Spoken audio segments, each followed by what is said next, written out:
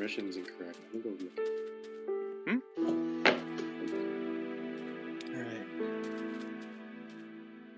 All right. Is Deuce streaming? Yes, he is. Okay. I already set him. Yeah, I did. Well, I just saw the kick exemption, but it's not the right permission. Hold on, I'll fix them. Oh, I was copying the one from console. No, that should be the right permission for kick exempt. Yeah. Essentials AFK, Essentials kick exempt. Yeah. Freaking you did kick dot exempt. That's not. Yeah, that's the permission that admins have. Maybe it's the same thing. I'm just going to add this anyway, just in case.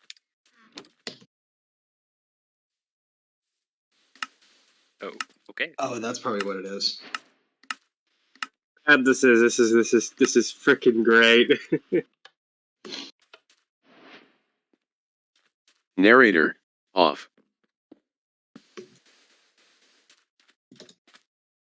Oh, they're just temporary. All right. Yeah, that's fine.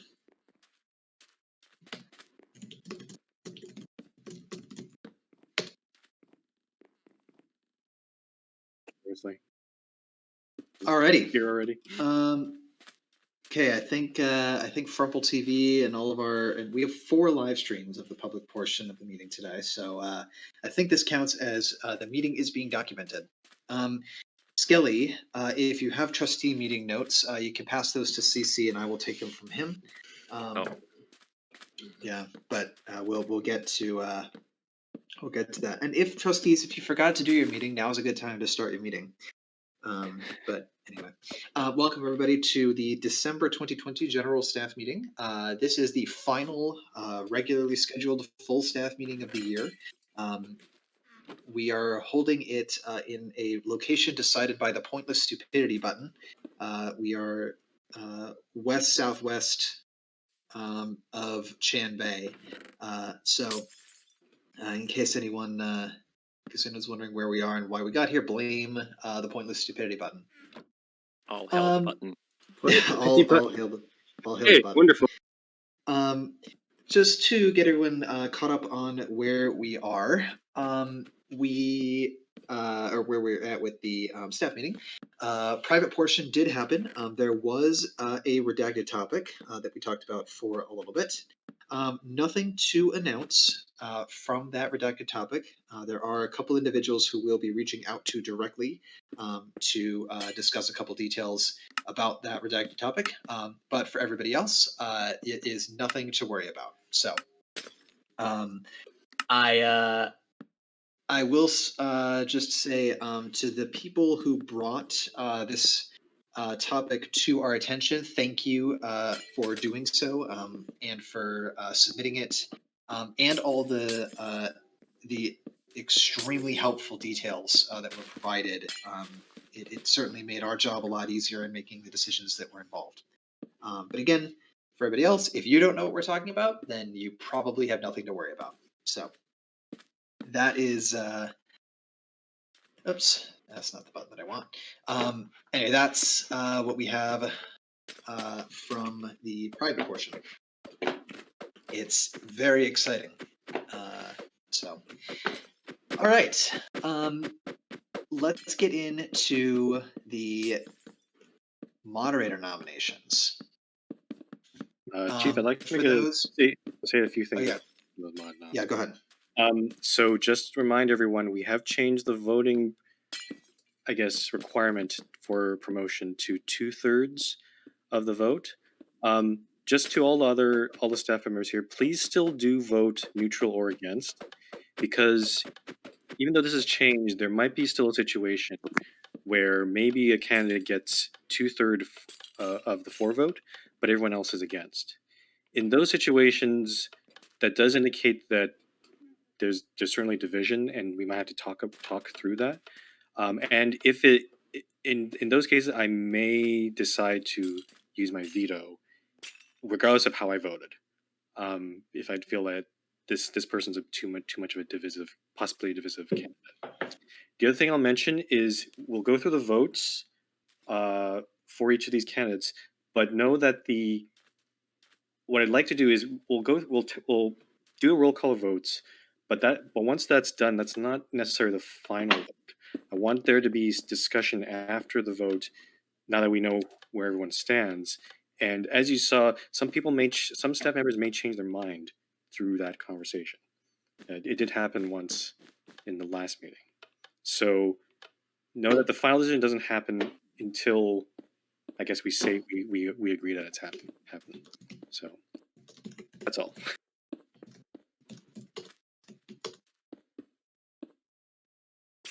Cool.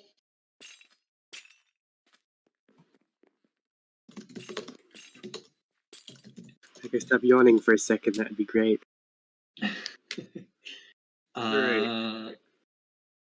Okay, I'm just making sure that I've got the list of who's here. I put a table in the minutes, Doc. You could use that if you want. Yeah. So, well, that plus the folks who have given me an absentee ballot. So, I was like, I can fill the table in as we go down the line for the votes. okay. Who have I missed? I know I've missed on my thing. I've missed someone. Okay. Alrighty. So, I guess should we just get straight into the first one then? First one would be Needham. Just to start off, Yeah, can I go ask a ahead. question about the process? Like, should we say our reasoning for our vote after we say our vote, or are we going to say everyone's vote, get the result, and then give our reasoning? Yeah, just get the vote out, and then we can discuss our reasoning afterward. Okay. Yeah, I'm just gonna go through the list, and basically at that point, when I call your name, just give your vote. I have received absentee votes from AP, Gods, and Dalt on the moderator nominations. So I will read those out when they are called. I will also randomize the order in which I'm calling people for each for the two. So anyway, so hold on. Also, Yoshi, why do you keep appearing in the public portion? What the hell?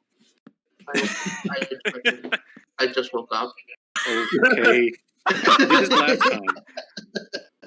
Okay, so don't forget to call on Yoshi too, because I did the list randomized with the entire staff team, even the people who aren't here. So that way, if someone shows up, they're accounted for. That way, yeah, exactly. The difficult private portion. I think I'm actually going to start learning from Yoshi some more. Volp. I almost did that. Like I had to drag myself out of bed because the alarm. Okay, I fucked up. Let's thing. Get back on topic. Okay. Let's get started. So actually, we're going to have 11 votes because we do not have Mega. AP sent me his. So we do not have Mega, Ungens, or Tom, but everybody else we will have. So it's 11 votes. 2/3 of that. And Vicky, I think Vicky had to leave. Vicky may have had to leave. Okay. So so if Vicky, okay, so that's 7 votes then needed to pass. Okay. In order to get promoted. Okay. So let's get started then. So first candidate up is Needham NL. First vote will be coming from Dalt, who is neutral.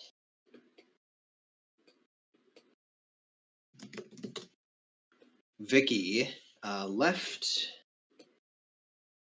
Gods sent me.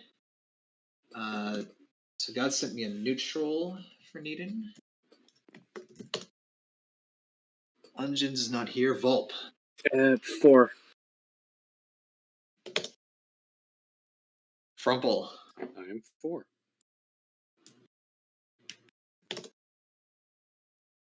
AP is a yes. CC. I'm gonna go neutral.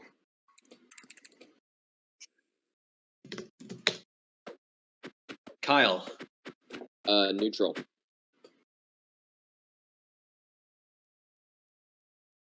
Okay, next up is me. I'm staying with a yes.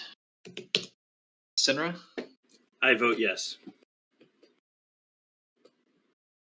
Tom is not here. Yoshi? Neutral. Okay, that is 5 votes for, 5 votes neutral. So that is a that is a no unless people change their minds. So do you want to talk about it? I would like to note some things. There is the previous vote tally from the last GSM. I have some questions for Sinner and Yoshi because I noticed you changed your votes. Any reasoning for that at all? The evidence that was presented in the nomination channel was enough to satisfy me. Okay. Well, what was talked about in the nomination channel was, I think after looking at what happened last time plus the information this time, I think there was more evidence than last time, but the reason I'm not voting yes is there's not enough evidence. So there's more, but not enough, is what I'm saying. Okay, understandable. As you have the vote tally from last time, what was that? It is on the agenda. agenda. I added it. It is not. Yeah. So Oh, I pretty see. much all the votes are the same except we don't have Vicky's voted for, but she's not here. Kyle's vote was added, and Sinner's changed from neutral to 4. Yoshi changed from against to neutral, and Unjins didn't submit a vote either. I think, if I recall. Is that correct? That is correct. No vote. Okay, so we don't know his standing right now. But there weren't any no votes this time. I'm in the category of I can be convinced. Yeah, I agree. I wish there was more evidence of, like, there's a ton of evidence of him being very nice, and I think he's a great person. But I haven't seen much evidence, even when prompted in the nomination channel, of like leadership necessarily. Like, I wish there was more evidence on that side of the moderator job. It seems a lot of it did come from places such as the North Coast, which I did ask if they could show us some of that, but they said for privacy reasons they cannot. Okay, I was going to bring this up in the channel, but I wasn't sure how to word it. I have some questions about what people think leadership looks like in terms of mods, because I'm not sure. Like, I'm not sure if you guys understand the difference between like active leadership and passive leadership. I don't think necessarily mods have to always be active leaders. And I can also point to examples where before some of the mods I've chosen or we've chosen are not necessarily people that necessarily stand out. Examples are Mossy, Heaven, Keko, definitely. They're people that I would consider people that don't really want the job in some cases, but I felt like they were appropriate for it. So I guess my question is, do we necessarily need like those like just that sort of leader in the mod position? That's what I'm sort of questioning here. I would say that isn't necessary. I think that the moderator position needs you to be objective in enforcement of rules, and you need to be neutral in how you interact with people with regards to them. But leadership, I think, is a stretch. I will also agree with Trimble here about passively thinking. Like, Needon is definitely not active in that sort of sense. He does, however, push things forwards. He is able to take the reins, but not exactly in a way that seems obvious. I really value having a diverse bunch of leadership types among the staff team. I mean, even if we've got a couple more folks who are more quiet, then I think that's fine. And yeah.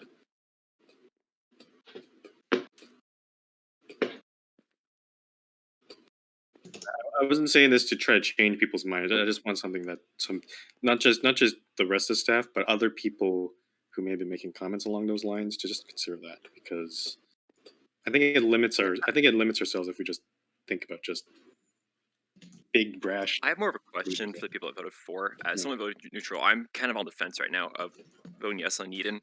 My concerns, well, I can kind of see what Yoshi's saying of like more evidence this time. I'm not really in that camp because in the sense of Needham's channel, when I asked for more, like people mainly talk about North Coast on his nominations, and I like asked if they could provide that. There wasn't any provided after it. Like all we got in that channel was mainly people's statements saying, "Oh yeah, I support Needham," and the evidence we got was mainly concerning his interactions, I think, with the guest and with London. There's no doubt that Needham is a great friend to London. That's a great friendship that they have. But the relationship that Needham has with London is very different than how he has with, say, the rest of the members on this community. I don't think that's really indicative of how he would be as mod. I will also point out and that this could be, this might be relevant in looking at some of the evidence or any of that sort of thing. It's also worth remembering that the majority of the player base is coming from the Americas time zones, and Eden is coming from the European time zones. So having I just mean that it may wind up being that people might not be seeing it as much just because they're just, ships passing kind of thing. But Yeah. but people do have the opportunity to type in the nomination channel based regardless of their time zone.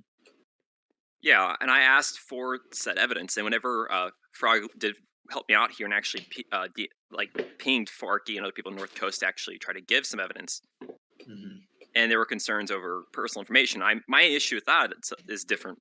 That they could at least try to clean up the personal information, that way they could just show it. Yeah, like I they don't think can't there was just- enough evidence there. It's something where like I don't want to take anyone's word for it that it just exists.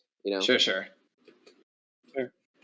Because people brought up North Coast as a thing for Needham's leadership, and that's why, yes, London, I'm seeing, you don't have to repeat it. I'm mainly just like, people bring up evidence, but they aren't bringing up, they talk about it, but they don't bring it up as backup, like to show it. Like if you want to use North Coast for evidence of why you should be mod, I believe it should be there in front of us. Not just saying that he was there in this reason. Like we've said this in other mods in the past, Echo, with Bahia, Dalt, like we showed chats of them in action. Oh, No, like the issue that seems to have come up for North Coast is that there's a lot of like IRL stuff that gets mixed around in there, and they don't want that to be shared publicly on the server. And I understand the call to like, hey, maybe you should redact. But at the same time, it's like if all your that does provide a lot of context, Yeah. which in this instance would be good. So that's my point. Is I would be more comfortable saying yes if I could see the context that they're trying to talk about in North Coast.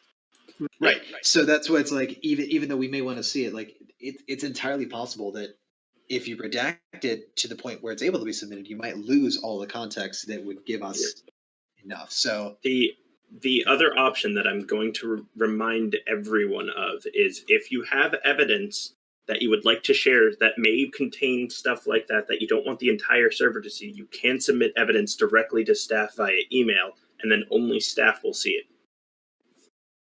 Hold on, no, Senator, that's not correct.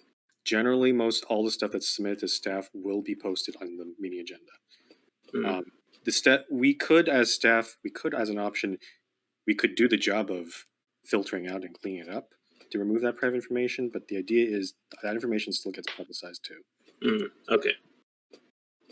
My apologies for the misunderstanding. Okay. Right, that's why I understand they couldn't submit it anonymously. Because like I see the conundrum, I'm just trying to find ways they could help advance Needham's candidacy.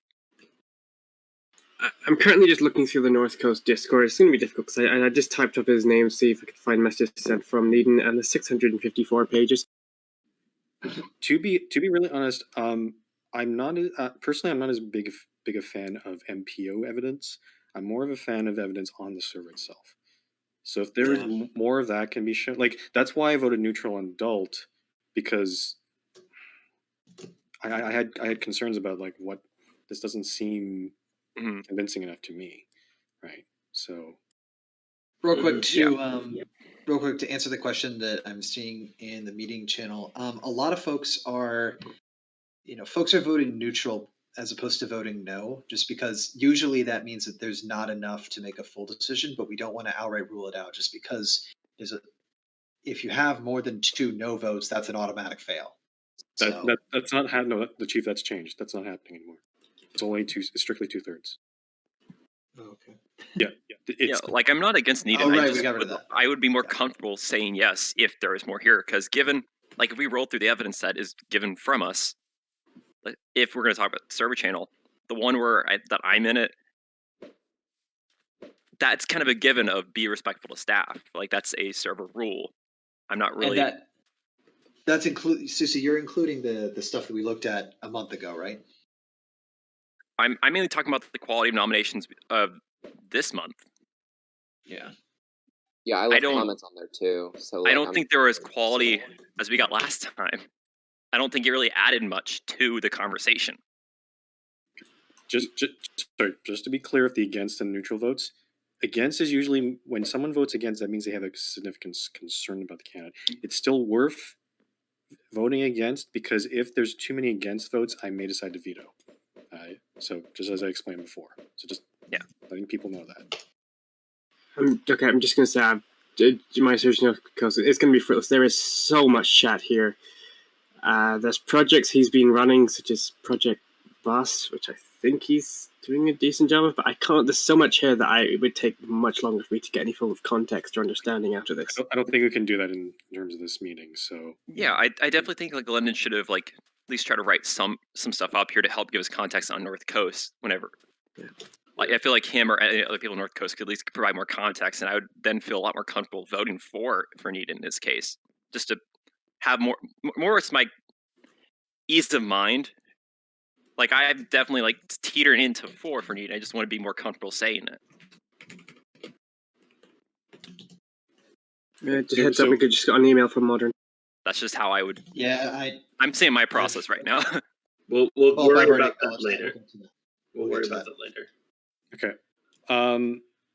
So just to be clear for the people who still want Needham or want to promote Needham, what should they do then? If North Coast is not enough of a source, then where should they find that evidence? Or is it more of a case? I don't think it's not enough of a source. I think they talked about it, but they didn't show it. Like they didn't put anything with it. Okay. Is it more of a case that Needham? Is the problem evidence, or is the problem like Needham? Like is it just simply needing more time to maybe get to know more people? Because again, sounds like part of the problem is people don't know him well enough, perhaps, right? And I think there's some degree that might be due to the time zones. He's European continental. I mean, based on what I've seen, I'm fine as it is. Obviously, I've voted yes both times, but I mean, it's sounding to me more like the reasons why we have neutral and no votes is more on evidence. Yeah, I'm definitely in the evidence side right now. Same. Yes, so I would probably just suggest for those who are interested in nominating, myself, if next time around, whenever that is, if you could actually provide screenshots and evidence from North Coast, that will help your case. And it will let us get a full picture and hopefully vote with more confidence, either yes or no. Mm-hmm. I mean, I guess then I'll pose this question to the people who voted for. Like, in your opinion, which evidence do you think were good to kind of sway you to 4? That way, for people who are trying to write those nominations, to kind of get a feel for. Well, personally, I was already convinced from the previous meeting, not necessarily from the evidence, but as I said this in the meeting, based on how Needham interacted with the feedback. Yeah, okay. that was part of it huge for me. The other was just like how Needham has interacted with people and say like Sirius and things like that. Just how kind Needham has been to people and understanding. Like I think that's a big plus in my book. Yeah, Needham's been fantastic there, like on a level probably comparable to Vicky Posa.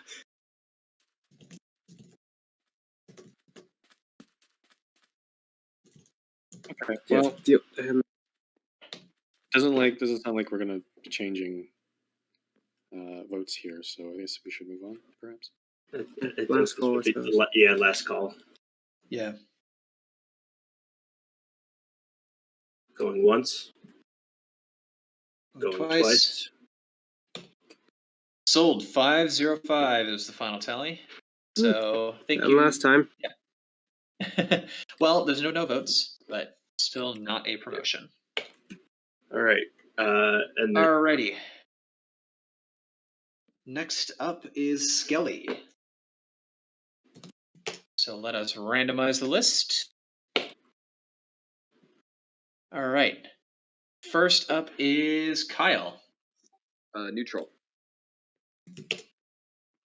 Okay, second is me. I'm a yes. Yoshi. Yoshi. Rebecca, what? Sorry, I want to hear this again. Skelly. What? It's your vote for Skelly. Oh, neutral.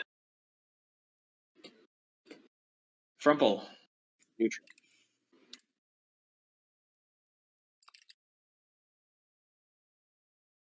Cece. Neutral.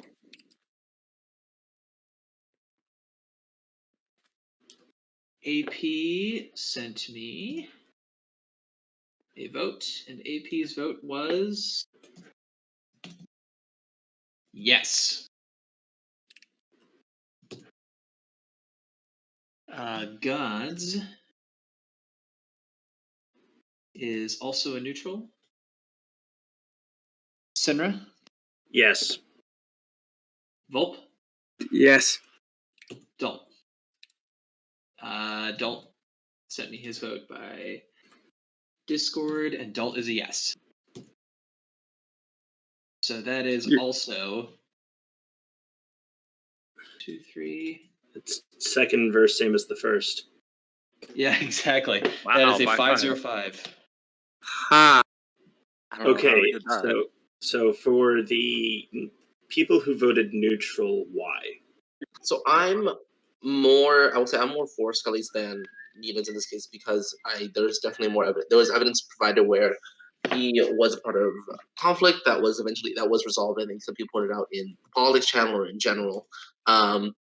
But my main concern, I think, that some people echoed, which is, I believe it was Kyle or someone's point, which was about kind of I think decision making like on the spot, and also kind of handling situations on like that may be pertinent. I think Kyle, were you the one that originally wrote about that, or? Yeah, so I posted in the channel about during my nomination process. He basically said he was against me, which is totally his opinion, totally a fine thing to say. He was very respectful about it. But as soon as Court got mad, like Skelly basically flip flopped immediately, and he explained it from his point of view, and I can totally get how that would be distressing. Although, in my opinion, I think it's like it's something that like if you recognize that you didn't do anything wrong, then you should probably like I wouldn't go so intensely into the reaction that he had. So I think he like basically like said, I deeply apologize, and let me find the quote. I apologize for the very inappropriate comment, when his comment wasn't inappropriate at all. It was just his opinion, and like I just it felt a little weird that like with not minor pushback, Court was pretty pissed, but like with pushback, it sort of felt like he was swayed easily. I mean, Skelly and Court are close friends, are they not? Mm-hmm. I see, so that probably contributed, because it's like being yelled at by a stranger is different than being yelled at by somebody who you've been friends with for years. Yeah. It must have been hard for him. Mm-hmm. But I mean,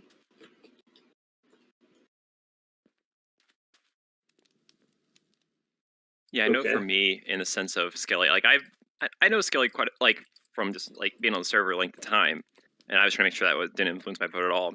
My point with Skelly was in the conversation channel, there wasn't really much to talk about aside from Kyle's point. Like it was just, in my opinion, it was felt dead more or less. There wasn't really much else that people were adding to Skelly. And as far as evidence go, like I know people also brought up the thing about Skelly, which is activity was a concern. Mhm. And then Skelly did highlight that he would be more active over the coming months, though, due to university stuff. I mean that's his word.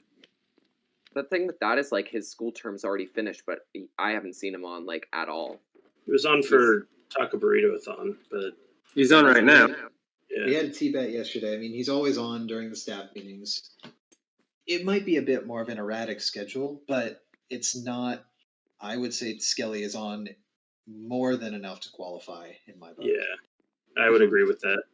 Yeah, but my main point was I was mainly just concerned again with the quality of the nomination. I just didn't think there was.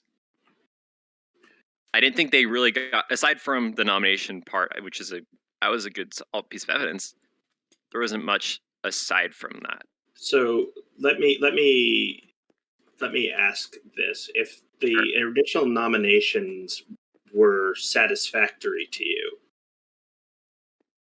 and there was no significant negative evidence brought in the nomination channel, would you vote?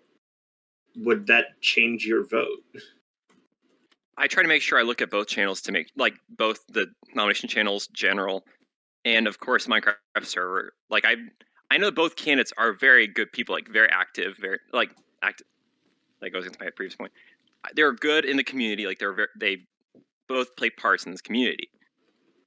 I just don't think the quality of the nominations have been the best. I Mainly don't. in the sense of substance. For me, I think I could definitely be swayed on voting yes for Skelly because I've known Skelly for quite a while, and I think he definitely has a lot of the qualities that we're looking for in a staff member. The only thing that I think that my main concern that I think wasn't often that addressed in kind of the discussion in the nomination was kind of, I guess, is kind of the handling of tense situations, which that's like my main concern. But otherwise, I think he has some great qualities that could be there, and that is regardless. That is not that irregardless to the kind of nominations that were made, like whether the quality of those or not. And I can definitely be swayed. So that's why I'm on the fence on a yes less neutral, but I am choosing neutral simply because of that point. So Skelly is kind of hard for me to find evidence of because it's not like with, let's say, Kyle or Doll, where you can potentially point to a few specific instances. Skelly's been pretty much a constant as long as I've been on the server. I've never really had a bad encounter, but I've known him. I've not really known, but I've seen him for so long. I've seen him do so many things. It's hard for me to label a specific incident because it's like going through 5 years of constant good behavior and saying, well, what can I point out specifically to when it's all okay? Yeah, like I had a great time with him during TBA-thon. Like he is very like methodical in how his planning. He makes sure things get done. Like I think he can be a good yeah. TBA-thon is a very big factor for me too. Like as a host, he makes sure like everything works. He gets his proposals sent in. There is usually never any issues with TBA-thon. It runs. He makes sure it does. He's catered to the community. Yeah, And you know, there's inevitably going to be issues that happen between Skelly and put together in a town. I mean, I would say that's actually a huge thing of if there are issues that Skelly has dealt with them in a civil manner and with the host directly and not gotten them out into the public to the point where we all need to be seeing and dealing with the side effects. I mean, like that's a testament to just handling, again, even though that's not, I would say, a super tense situation, but it is, you know, working with event hosts and towns and all. Like, I mean, that's very strong collaboration skills. Yeah, I think actually I'll switch to 4 here because I just remembered the one thing. In regards to event planning, Skelly keeps a pretty good tab on the community.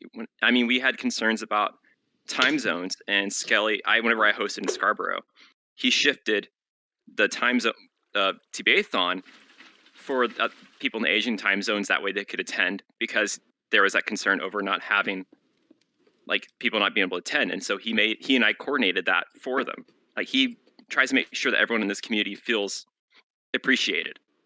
Yeah, And I think that's enough for me, in my opinion, for just my dealings with him.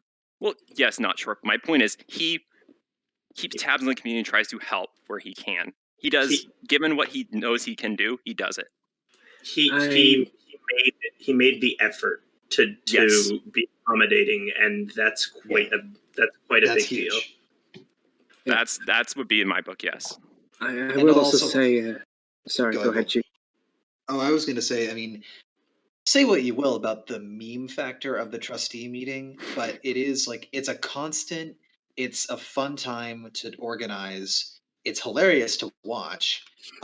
It's it's like it's the little things that are keeping people sane. I mean, especially nowadays when everything is just going to shit outside. Having some recurring thing that we can just laugh about, like that's very I don't know. It's just a really nice thing to have some level of routine that's just funny and meaningless. I'm So going to switch my vote to a 4 then, because that is a promotion. Okay, yeah. I will say, just because of how skilled he's been in running these events and the trustee meeting, having him elevated to a higher position where he would be most likely doing more of such things would almost certainly be a boon to the community, and I'd love to see it. So what I will say is I will push back against I will push back against, I think, the trustee being necessarily being a positive, simply because I don't really see that. I don't necessarily agree with that, just simply because I don't know. I don't kind of see the argument that necessarily is a really big positive, especially since it is just kind of like a joke thing that's kind of done every GSM. I don't see how that displays any qualities that I think we're looking for. However, with the discussion of kind of the talk of readathon, how that was run, and other examples like that, I will also be switching my vote to a 4. Okay. I do disagree with the trustee meeting being like not the show of it. It is to me it is a pretty easy thing. It's something that keeps the GSM just a little more entertaining, and I always get excited to see what kind of weird shit people have voted for. How many times senators been? Fuck, I can't speak. Yoshi, I will also say that if you've ever watched the actual proceedings of the trustee meeting, that Skelly does actually have to referee it quite a bit more than even I have to referee the general meeting, just because there's a lot of shouting. It's all in text. There's some very ridiculous things that Skelly has to mediate and deal with a lot of things. It's relatively meaningless in the broader context, but now Skelly's going to have to find a new person because Skelly Zomperman has passed promotion unless there's any sorry, can I bring up changes. my reasons for voting neutral, because they're actually different from everyone else's. Okay. Yeah, that's fine. Go ahead. The problem is, though, I don't have evidence necessarily, so I'm not sure if this is admissible. So, in previous cases, Skelly has been, regardless of trust me, you know my opinion about trust me. I think it's stupid, but whatever. But it is. It is, but it's funny. Previously, I don't know if this applies at all, but Skelly has been. I will say Skelly has been looked at in previous GSMs as a potential mod. I will state publicly, though, that we had concerns about his. I guess his mental state is the best way I can put it. Like, not putting it lightly. Whether he can handle stressful situations, that stuff. I haven't seen any evidence against that, so maybe that's not really worth considering. The one thing I will mention, though, and just to be very clear, I don't think Skelly intends it this way, but I do notice that when he's in, say, Mumble or any sort of voice chat, he's not the most polite person. He doesn't say things like hi or anything. He just goes straight to asking a question or going right into it. But just, I don't know. Something, if I had a suggestion for Skelly, I'd say, I don't know, just be a little bit more cordial, I guess, or polite. If that makes any sense. I don't know if other people have noticed that at all. And the reason I didn't say it in the beginning because I don't have evidence of it. It's voice chat. So Mumble is notoriously difficult to really corroborate things on. It's not like I would know anything about that. No, sir. And with regards to everyone else's reason about the, Skelly apologizing, I think he made for me, I think he made a good enough explanation for that. I can understand why maybe showing a bit more backbone.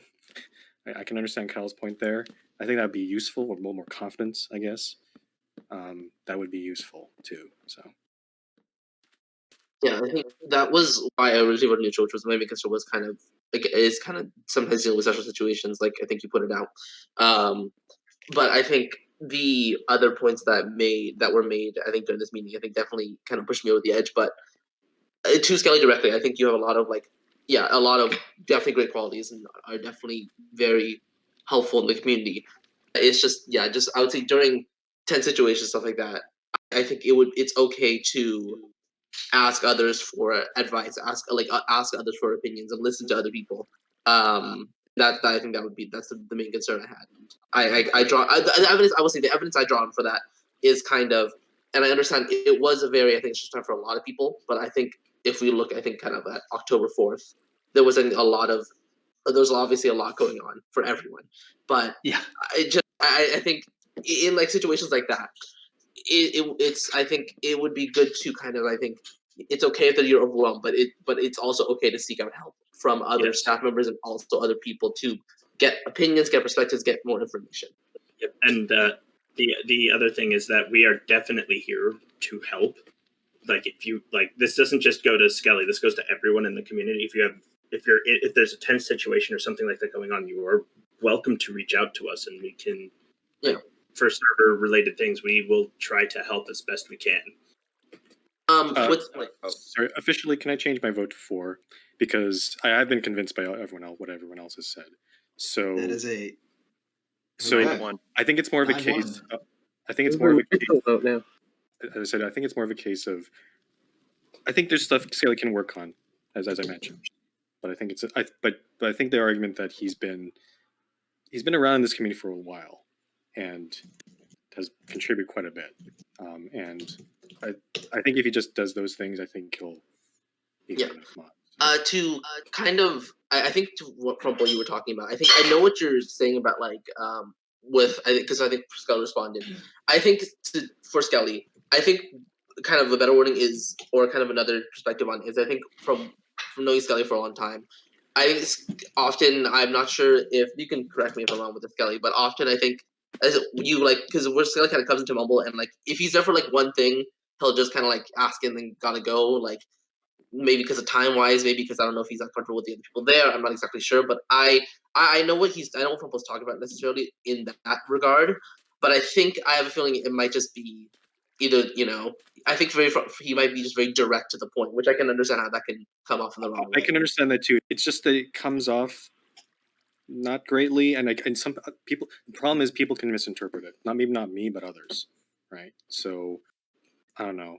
All I'm asking is maybe just a little bit more, upfront friendliness in terms of because if you don't show it, then people might not be willing to come up to you as if you're a staff member, right?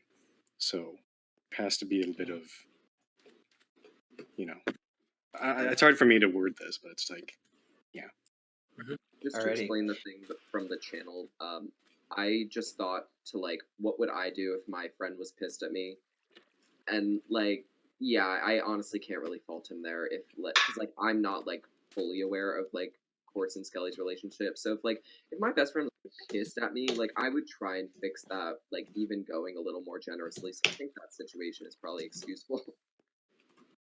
Yeah. Do you want to All right. formalize this? Normal. I think this is formalized as a 9-1 vote. 9-1-0 is the final vote tally. So congratulations to Skelly. Welcome aboard. I will, Skelly, I will contact you afterwards to take care of all the procedural stuff and get you connected to everything. But I think we can do this. Let's see here. Let's do the fun one first. Please hold. Please hold. I really hope this isn't the end of the trusting meeting. Maybe Elite Neon can take it over and start yelling at people with a weird union boss voice. Lee already is like the secretary in a way, so I think Lee's got it. User Skelly parent set He's going to moderators. first now. This There we update go. I'm going to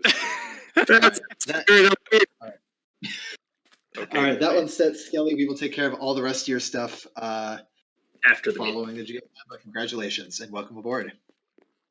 Yeah, and Scully, if you do need anything, like, to help with getting adjusted, the rest of the staff are here for me, here for you, not here for me.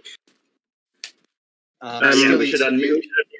we can unmute, but Skelly, technically you just sit back and your term technically doesn't officially begin until the meeting's over. I just set your in-game one because that's the fun one. So Yeah.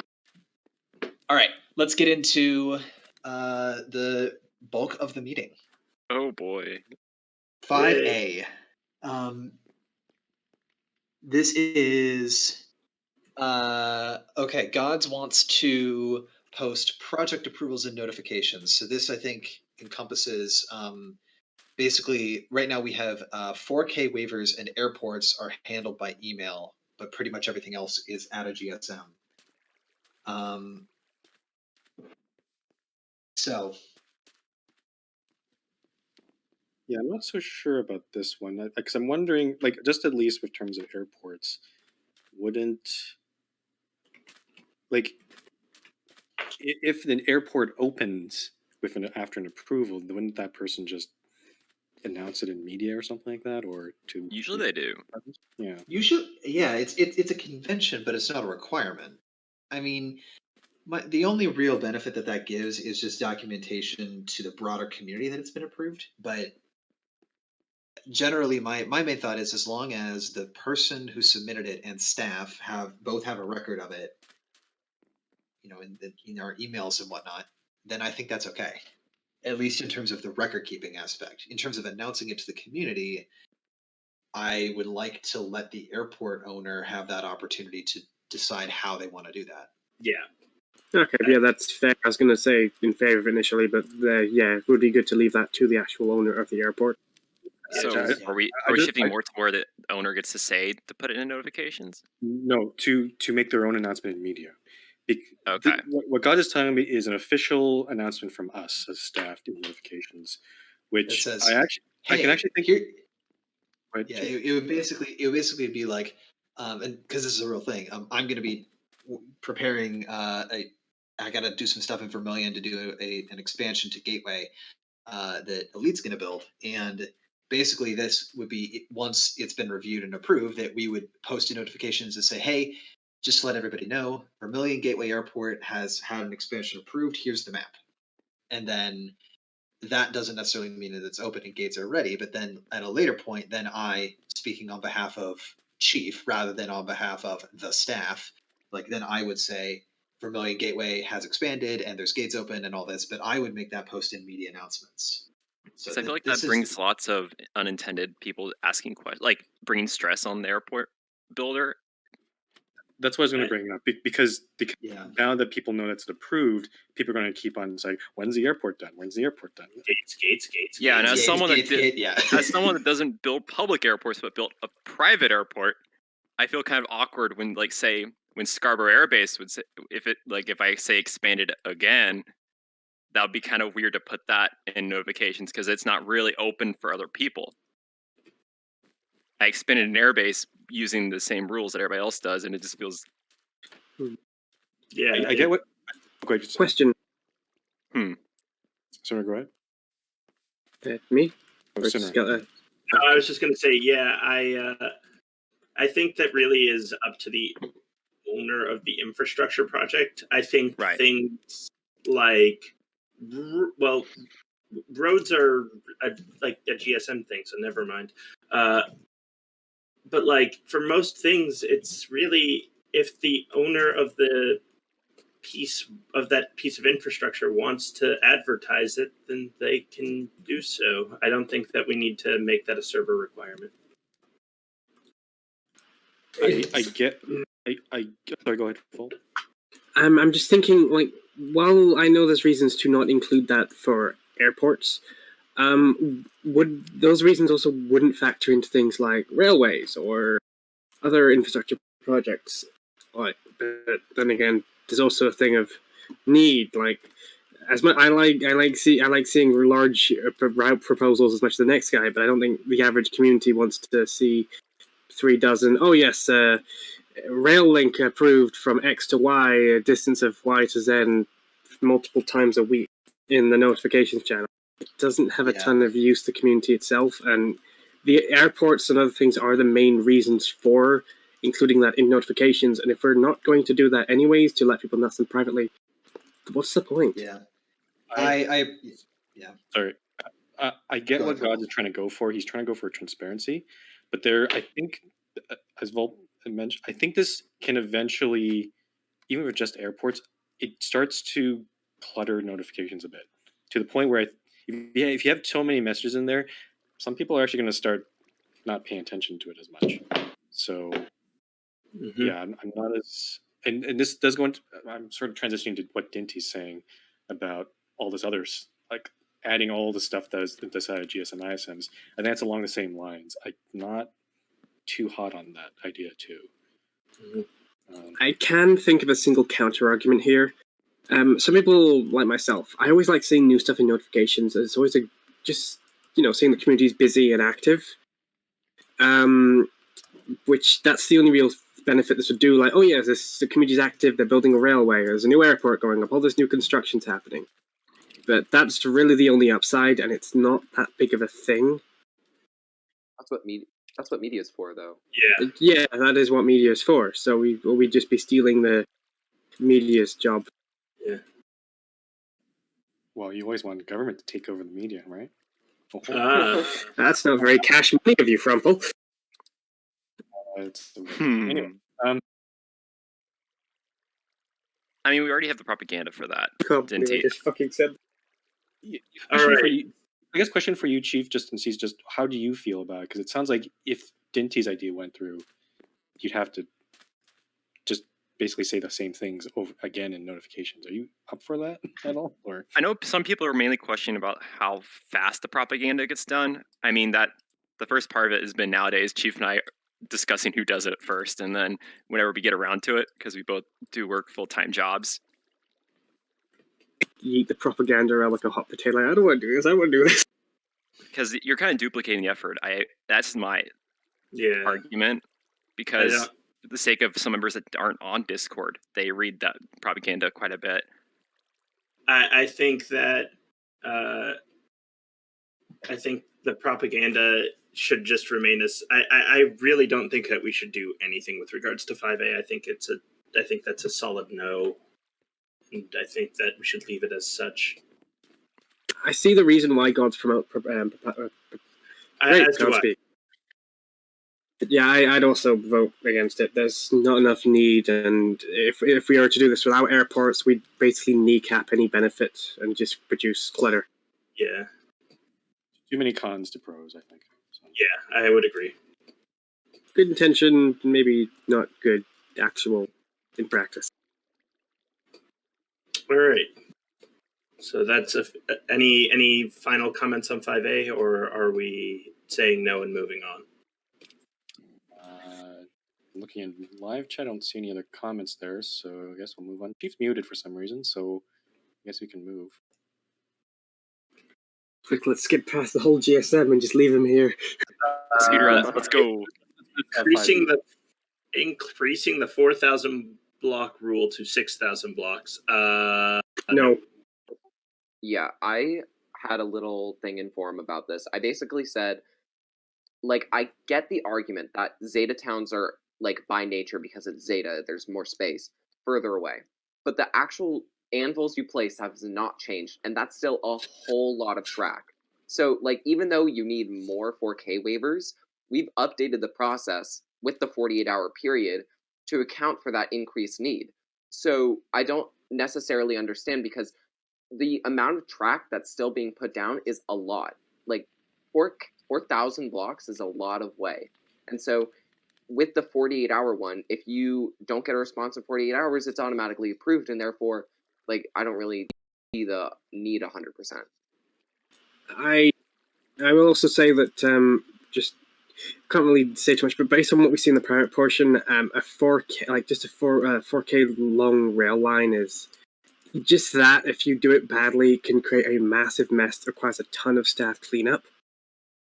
And I don't actually think there's also a lot of issue with just the current thing anyways. Like, I get some reasons for it. Zeta's really sparse, so you're almost always sending a 4K waiver now because of just people don't like building next to each other. Yeah. But, and I know it's a little annoying to send it in, but 4,000 blocks is a long, long way. Like, to put this in perspective, like, Illinois and Central City are less than 6,000 blocks away. That's a lot of distance, though. Wait, what? No, I'm just giving an example of like how long 6,000 blocks is. I forget how small Gamma was compared to the sizes we've got now. Yeah. So, and I was not close to spawn when I built it. So, 6,000 blocks is a lot. 4,000 blocks is a lot. Yeah, I don't see any real reason to change this either. Again, it's there's a good reason we have 4K lines of the 4K rail limit. Because again, you screw up a 4K long rail line, you can cause some serious damage that can cause a massive headache for staff to clean up. Or in the case of a person, we could just make you go, hey, you need to clean this up, and suddenly you've got a 4,000 block long line that needs to be improved. Yep. And like I understand people wanting to have longer distances of track that they can build without having to seek permission. But at the same time, we need to keep in mind that there's a lot of distance to cover for 4,000 blocks. Fred does bring up a counter argument, though, stating that most 4K long lines are underground, which 4K, 6K, 10K wouldn't really matter. It's not going to have any real difference. I still think that for long trunk lines outside of cities, it would still be. I still think it's a good idea to just let staff know, because there might be some objection that's raised for something that's so long.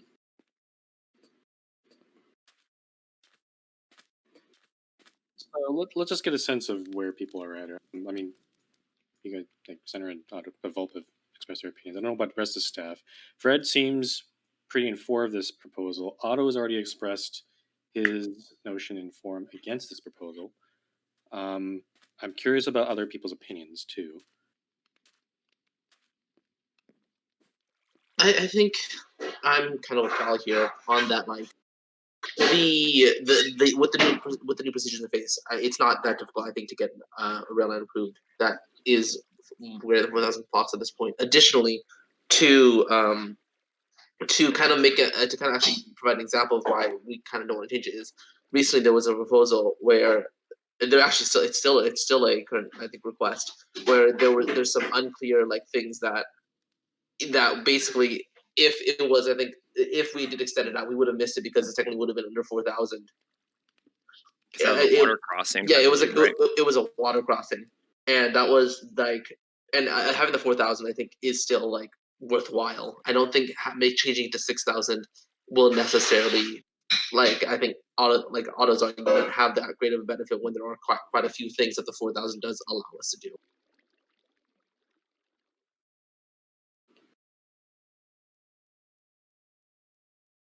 Skelly got mod vision into the van elevator. I don't even know where that comes from.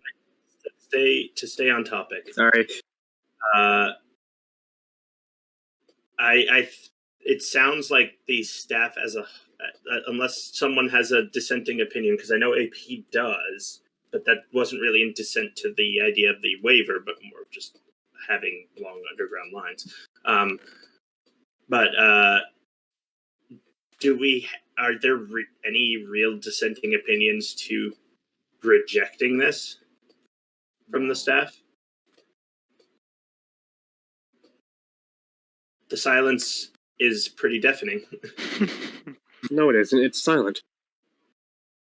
No, it's just yay or nay kind of thing.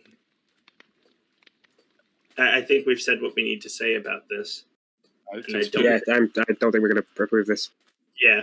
debate here, and unfortunately in public, the only real strong opinion is from Fred. Otto's clarified his position that he doesn't like the rule in itself, and I can understand that. But I mean, I don't see.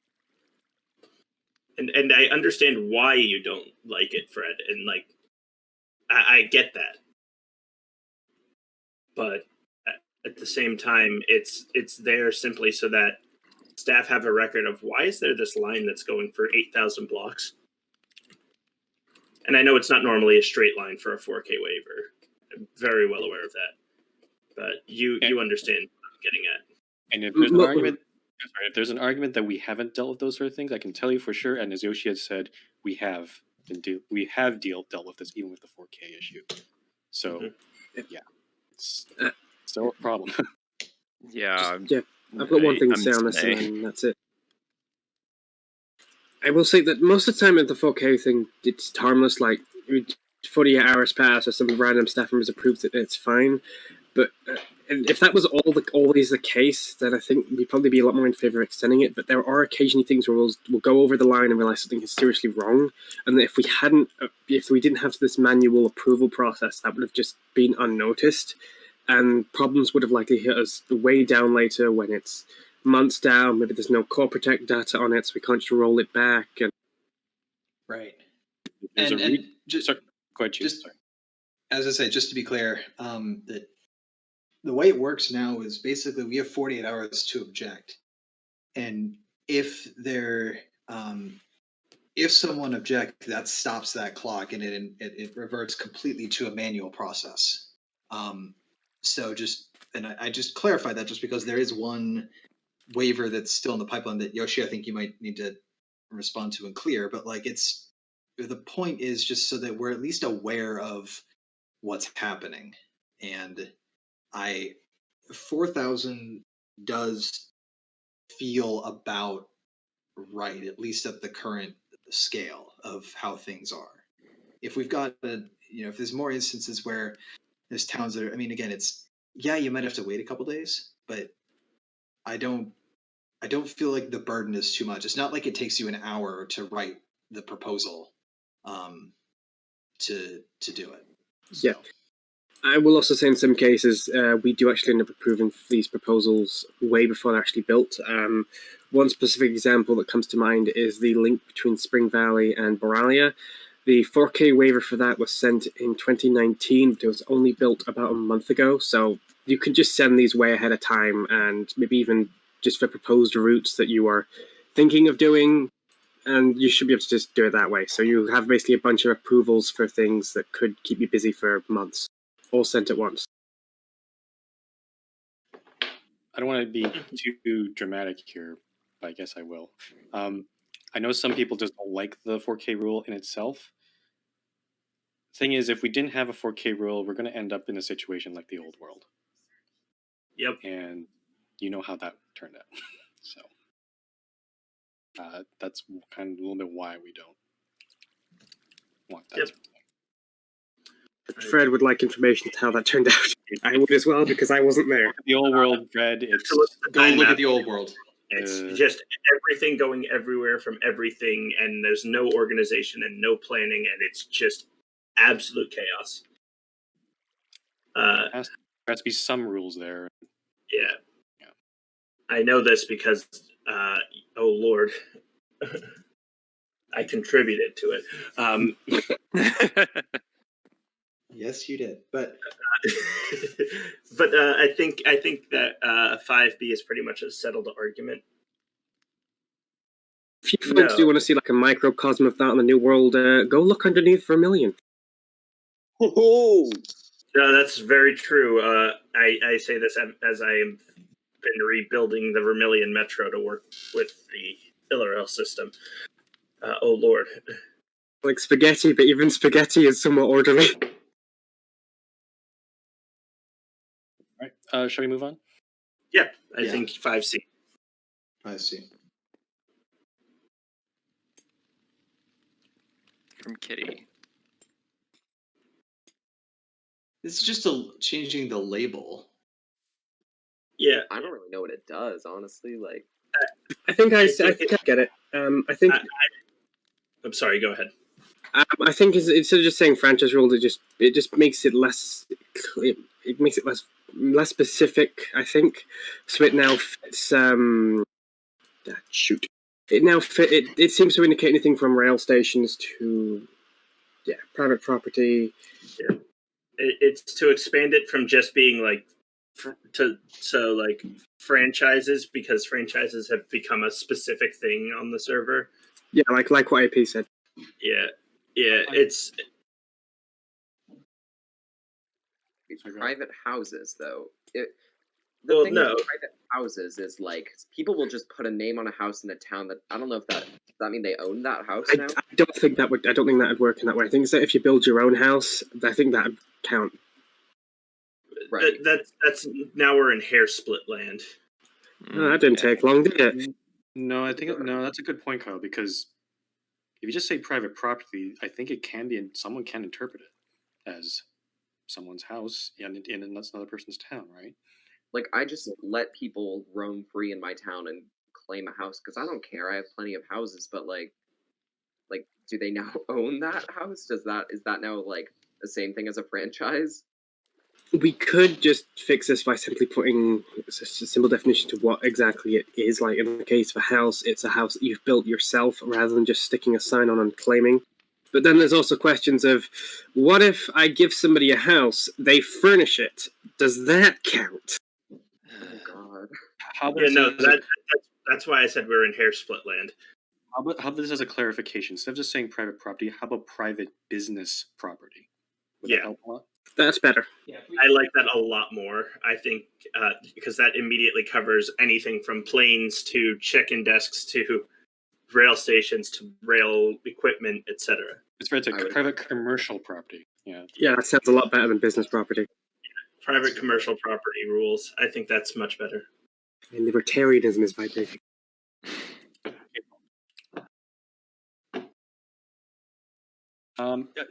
Just as a side, was there a situation that came, I know Kitty's not here, but was there a situation that sort of instigated Kitty to propose this rule, or is this something? I don't know if anyone knows the background on this at all. You should tell a bunch of proposals at once without any real context. I think it was more Kitty trying to preempt a situation arising, but I'm not certain. Kitty tends to be pretty good at doing that, actually. Like this, I have no idea how he's able to consistently plan for the future. I think it's something called being good at planning. Not something I'd know, of course. Just so we just cover our bases. Private commercial just to double check. Does that cover what we intend? Like, I'm just trying to see if there's any loophole or anything that we might be missing. Like, I think I think that should be fine. Rail stations, would that be considered commercial?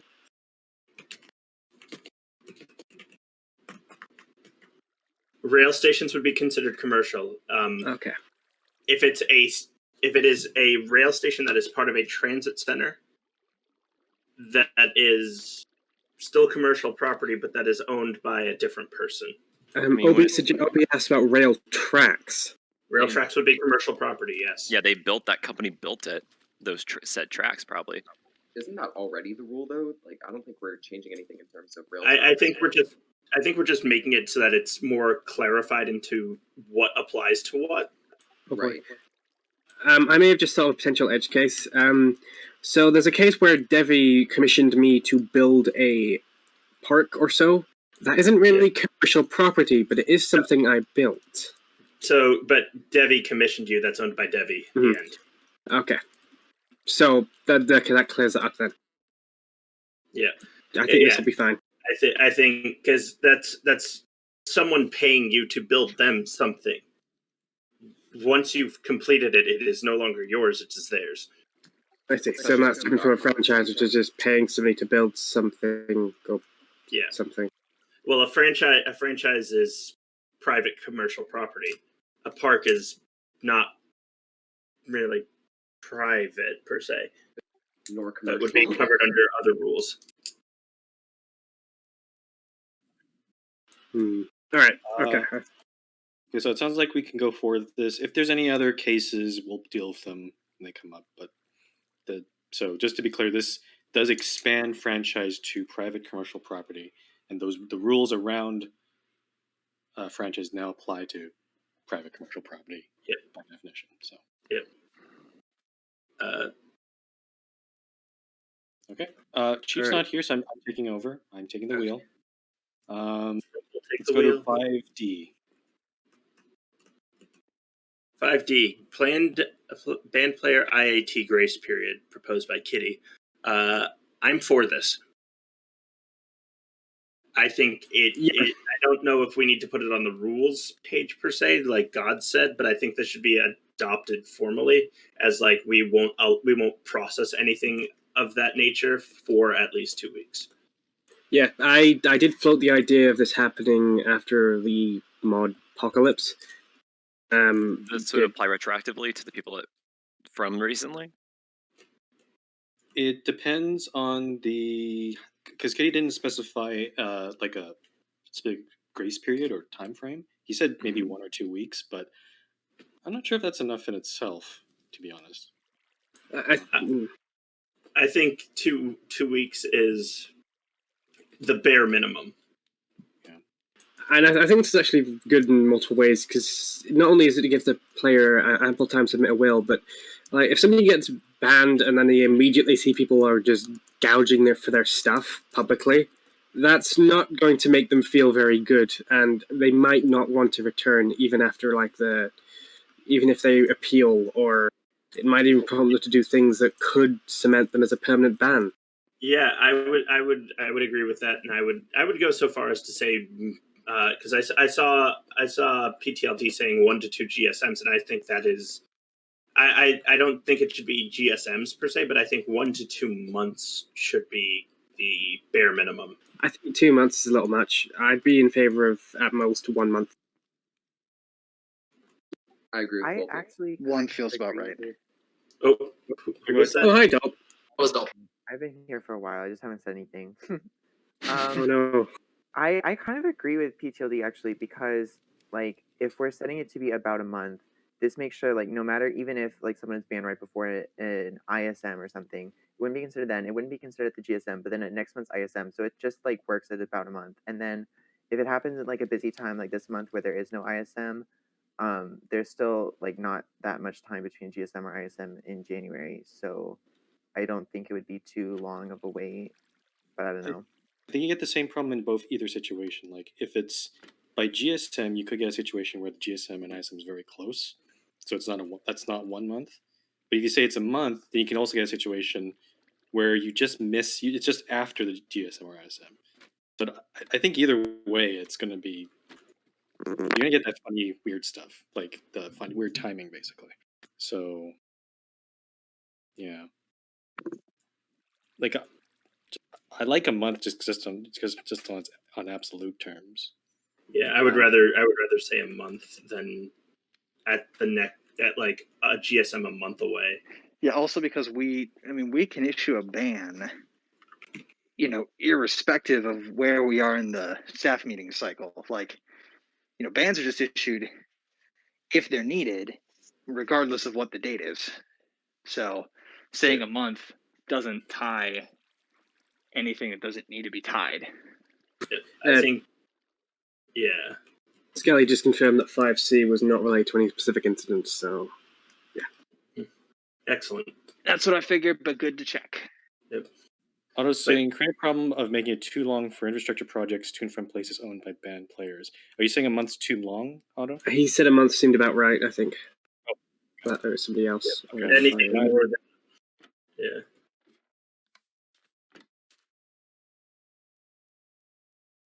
Gotcha. What do you mean by that, AP?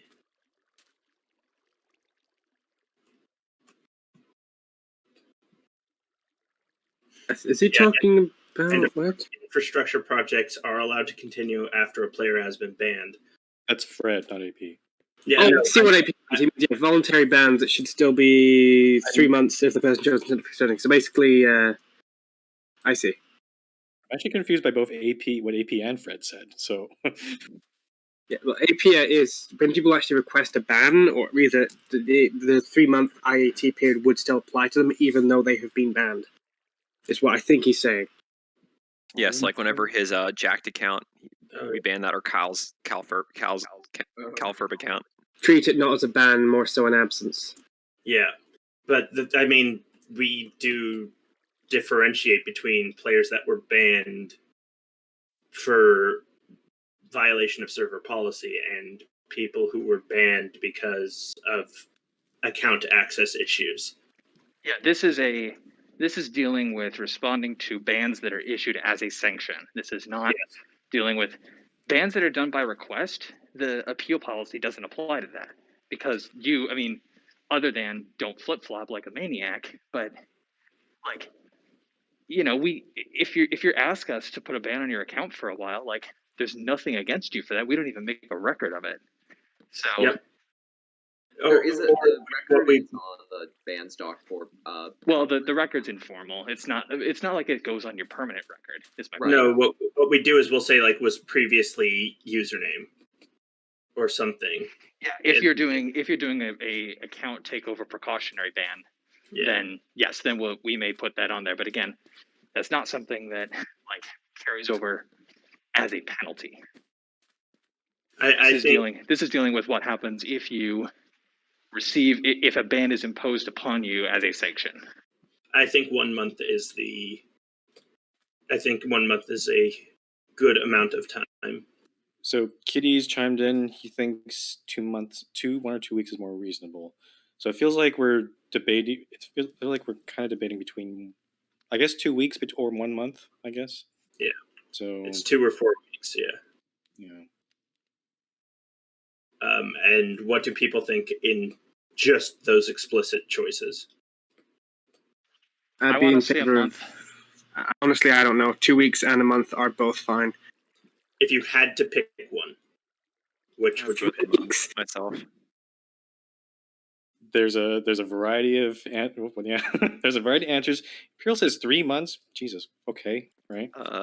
No, that's way too long. 2 or 4 weeks. That's it. 2 or 4 weeks are your only options. Anything that is not 2 or 4 weeks will be ignored. No, Imperial, stop getting specific. As I said, 2 or 4 weeks, or it will be ignored. I mean, 3 weeks is a pretty valid solution. No. I want to have it as 2 or 4 because those are consistent with our other things. Like 3 weeks, we're gonna forget that. Yeah. Damn it, Fred. I'd vote 2. Because something looks like a compromise doesn't mean it's a good idea. We have to look for consistency here. Yeah, I think 2 weeks is enough for somebody to send in a will, and it's enough to it's enough for the vultures to be pesticided. But it also gives that 2-week grace period between where nothing of that sort can occur. Yeah, because that will always bypass the next GSM, won't it? 2 weeks will either hit a GSM or an ISM in almost every case. Yeah, except for December. Except for December because Crimbus. Well, because all holidays and just people being tired, but. Oh dear! I have a weird idea. Oh god! No.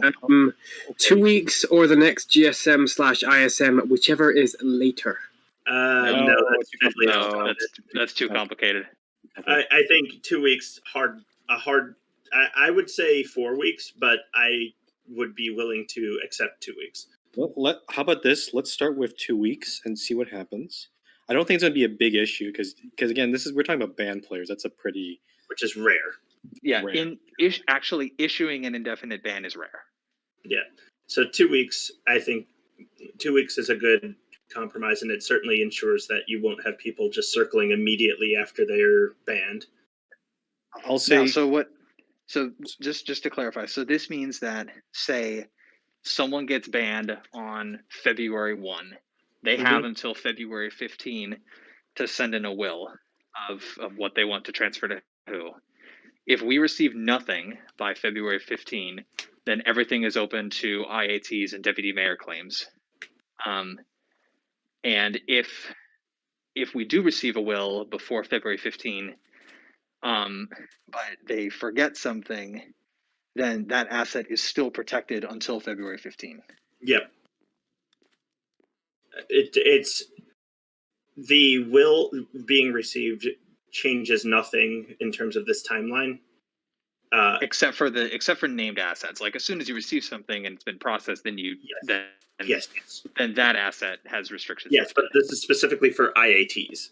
This Right, is yeah. like IATs and franchises and franchise transfers and things like that. If it isn't named in the will to go to anyone, even if a will has been sent, nothing can be done for 2 weeks. Okay, I support. Okay. I'm very in favor of this.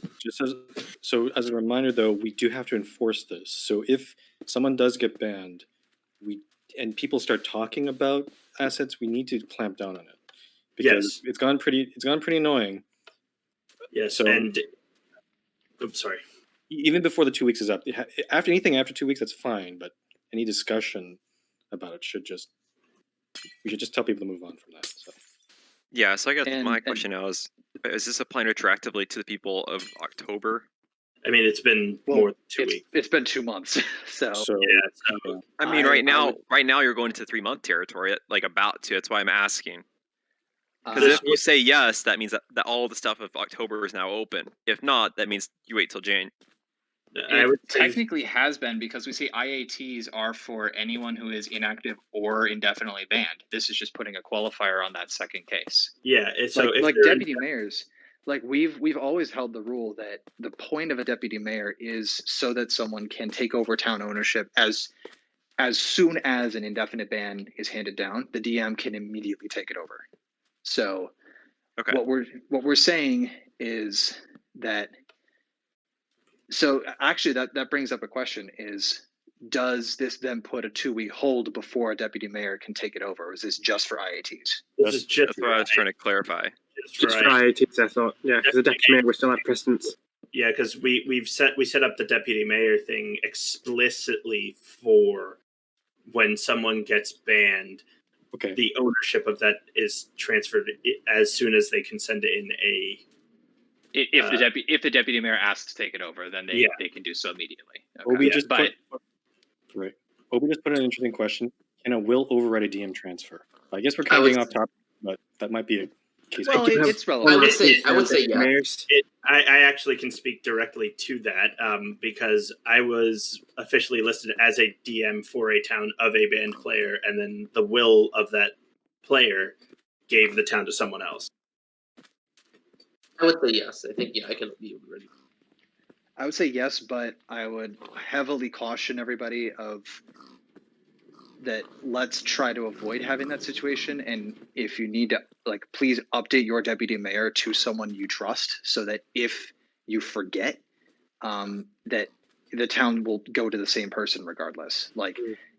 I would say, let's give that option, but the point of the deputy mayor is to have that in place. So I would much rather have deputy mayors get updated, but I do understand that there may be cases where they can't be, and so I would say a will can override the deputy mayors. The simplest way, if you get banned and you just say, hey, my deputy mayors are accurate, all towns go to their currently listed DMs, that's the simplest option, and we can just execute that for you right away.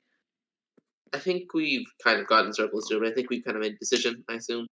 I think we have made a decision. Yeah, 2 weeks, 2-week hold for IATs, that sounds good. Yeah. Deputy mayors.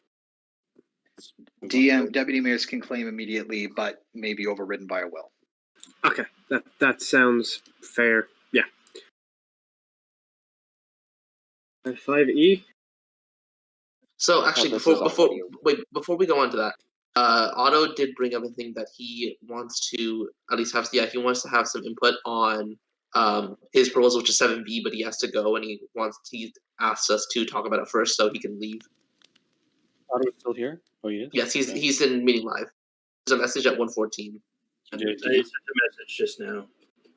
So we're skipping to 7B? Yeah. We're temporarily skipping to 7B so that questions that may come up about it can be answered by the individual. Okay. Which is on Which Lingo. one's, which one's 7B? It's on Lingo, which I will say, Otto, great game. Love Yeah. watching Lingo. So Yoshi hyped.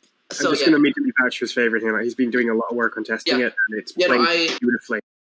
So I used to watch Lingo when it was on TV when I was younger. But anyway, the main question I had was, so I assume I assume watched the Dutch version. I assume it's very similar to the American version. It's just following the same rules as that is the main question I have. You aren't doing any major changes to the format, or if you are, I guess what would those major changes be? I know you did say a format, like obviously the 1 versus 1 player format, but I'm just saying like more kind of overarching kind of general concept.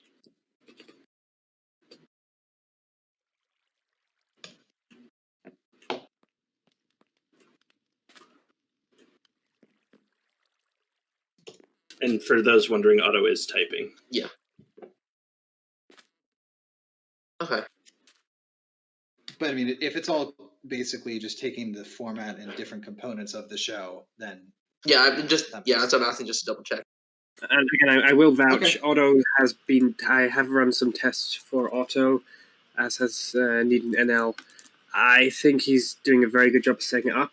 What he's got so far is really fun to play, and I'm actually kind of excited to see how the rest of the community will enjoy it. Okay. Prize amount seems fine to me. So trying to see.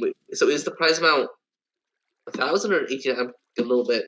How much are you requesting? That's a little bit confusing because there are like 4 different numbers written here.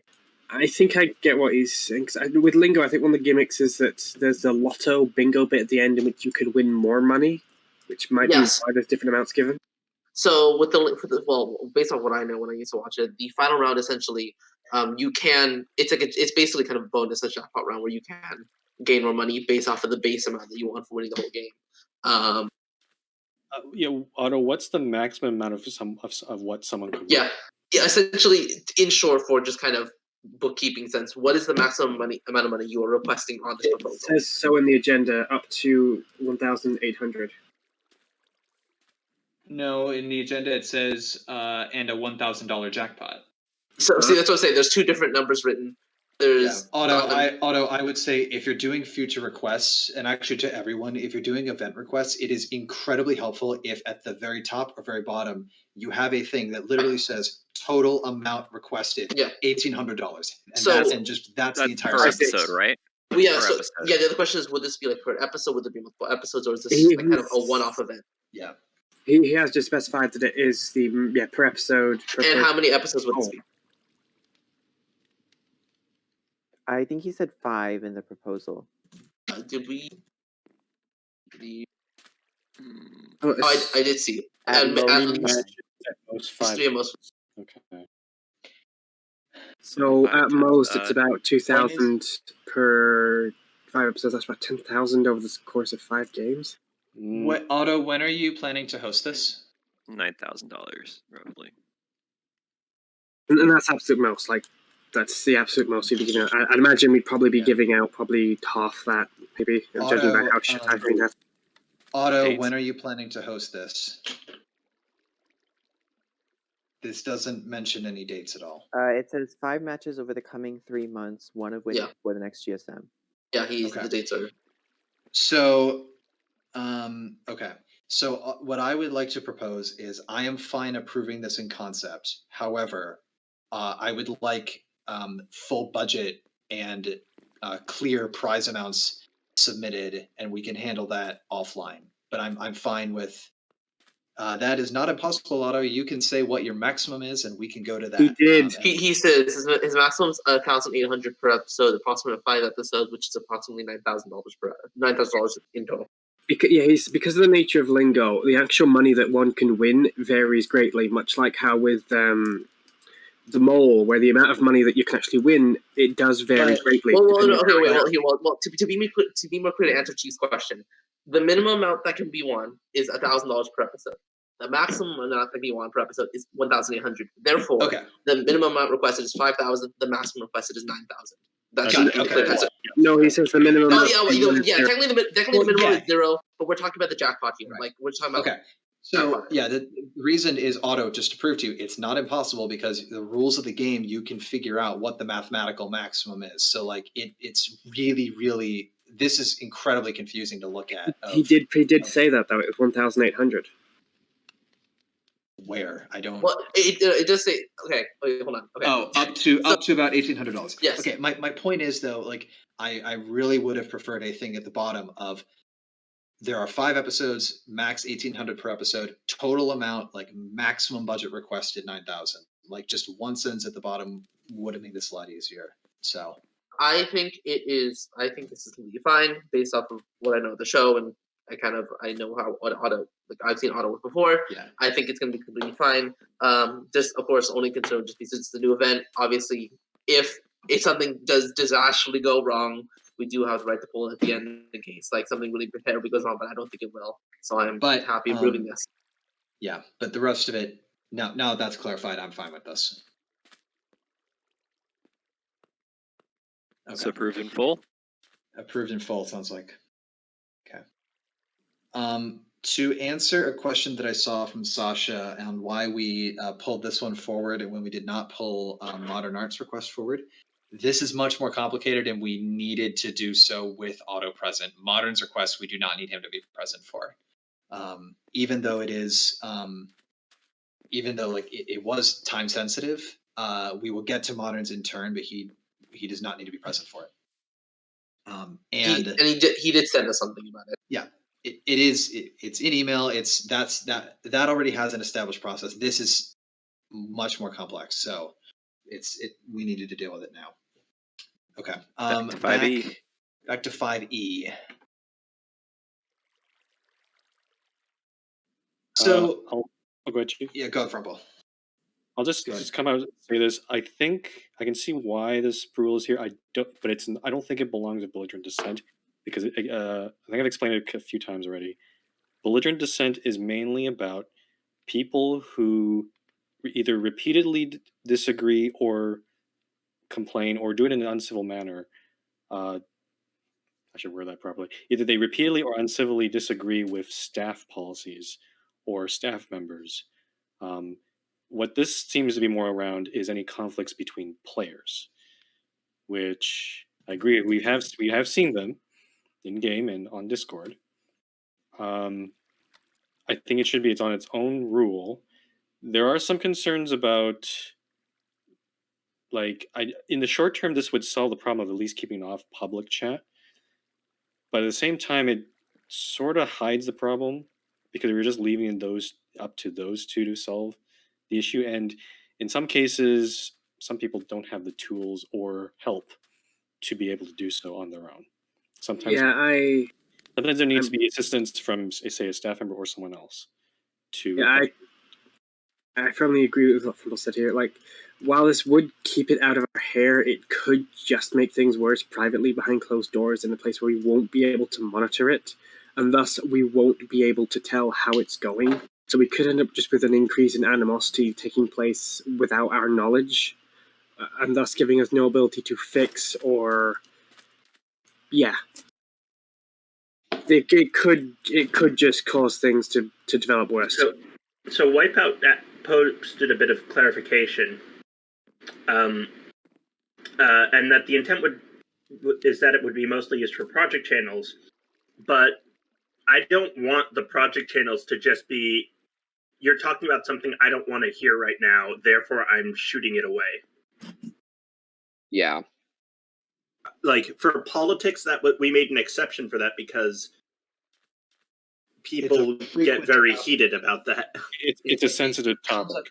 Yeah, it comes up frequently. It's divisive by nature. Like that's literally part of how politics works. Mm-hmm. And it's people get very like it doesn't take long for someone to get on a soapbox and all that. So that like politics needs to go on its own way. For other conversations though, like you should be like I would hope that people learn how to handle things and either just like if you can't handle yourself be like, hey, can we put a pin in this and come back to it tomorrow or something.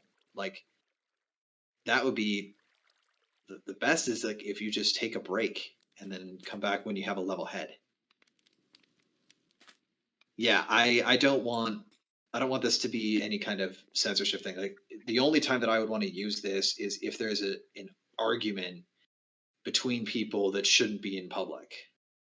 Then I would and honestly I would say like just the general thing of like there are times when like you should be listening to staff. Like that's kind of an implicit rule of staff are here for a reason.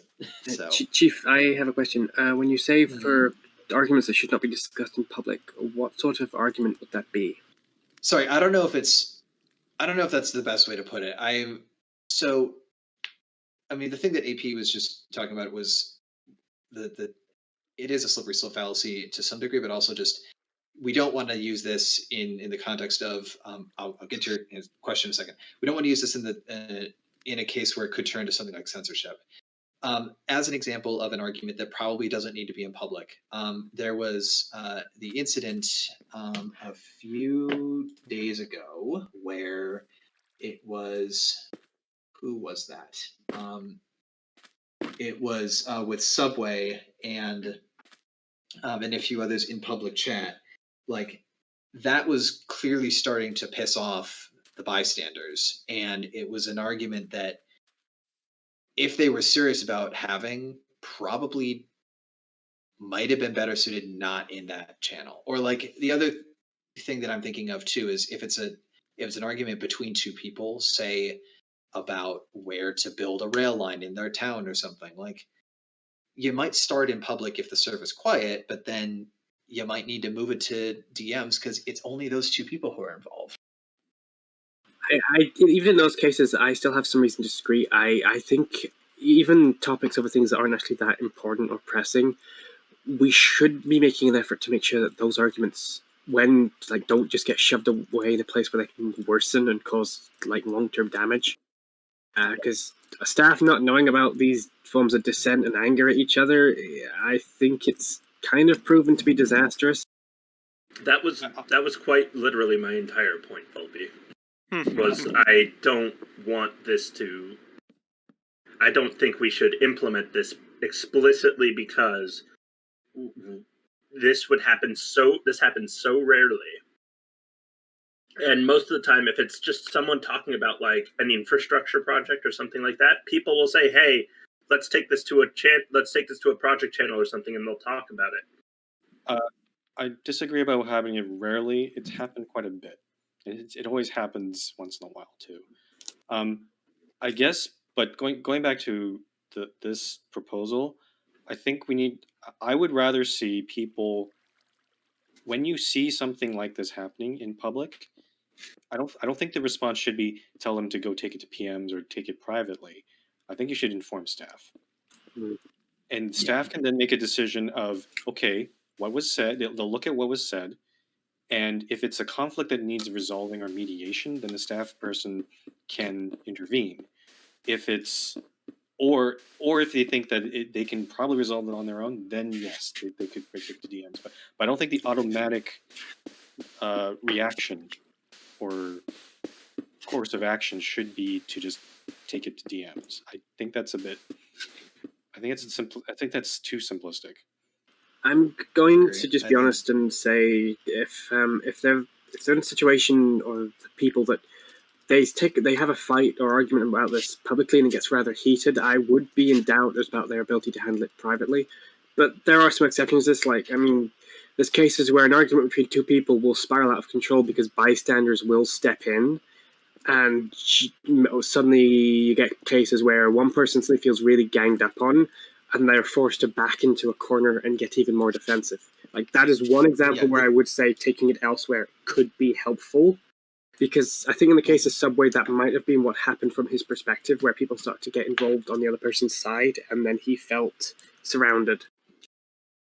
This is why Frumple, I think, is saying, if you're seeing an argument, please resist the urge to involve yourself in the argument and instead ping us. Like, either, like, PM someone in Discord if you don't want it to be seen publicly, but like your best course of action is to notify staff, because we at least will, like, we can, if we think it's better suited in PMs, we will create a group chat so that we can moderate.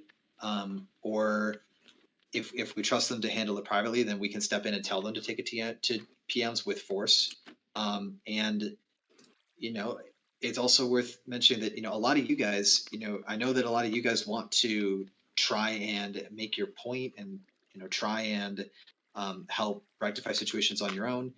This is literally the job of moderators, is to handle conflict stuff. And I'll also point out that several staff members actually have professional conflict resolution training. So, like, use us as a resource. If you think that something's getting out of hand, like, let us know. We'll deal with it. We have 8 years of experience dealing with these sort of things. Yeah, many times. So it happens when happens when you've been dealing with this shit for 8.5 years. Jeez, I have no idea how you're able to cope. it's a great question. Excellent wonder question. why. Let's. Okay. Yeah. So it sounds like adding this as proposed is a no. As proposed is a no. I think the general recommendation would be, if you see an argument and it's starting to get out of hand, ping staff. Wipeout, I think, the only rule that I would say would be worthy of including as an explicit rule is follow the directions of staff. Like, if we're being, and like, that one's a little bit harder to tell, because, like, sometimes you'll see staff making jokes and sarcastic comments and things that aren't serious instructions, but, like, it should be, the only rule that I would say is the broader, if staff give you an instruction and, like, they're serious about it, you need to follow it. Like, that would be the only thing that I would say out of this. Once this discussion ends, I need to just skedaddle for a bit, just do something. If we're gonna tell people to mediate, then we'll mediate. If we tell people to take it to DMs, we'll tell people to take it to DMs. I don't think a rule is necessary here. I don't think so either. We'll make a decision based on the context that we understand. I would say this falls under MIR 3 of staff will take whatever action we feel is necessary in those kind of situations. So I appreciate the intention, Wipeout, in getting this submitted. So as with any proposal that gets denied, know that this is not a dig on you at all. I just think that I don't think that this is what would best solve the situation, if that makes sense. It's a good reminder for people to contact staff, because I don't know if people are doing it. So yeah, it's yeah, okay. At least they're not doing it in a timely fashion, I guess. Unfortunately, some of them get sucked into the arguments too. But. Yeah, I mean, and again, I know that it is human nature to want to get involved in an argument and make your point heard and get the social points of oh, I won the argument. Try to resist that urge and just let us know. This is our job. So Stefan? Let's move on. 5. Are we still in 5? 6A. No, 6A. I'll be back in like 5-10 minutes. All right. You just yell about road signs or something. I have no problem with this one. This is fine. This is fine. Go ahead, PTLD. Any objections? Going once? Going twice? Approved. 7A. The great removal of toll roads continues. Yes. Okay, 7A. So the Winter Games in Dand. Corn and frog.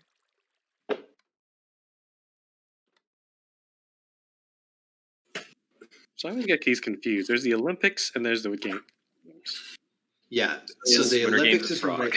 Yeah, the Winter Games is frog. The Olympics is airplane 320. One, I think both of them had issues before, correct? They have.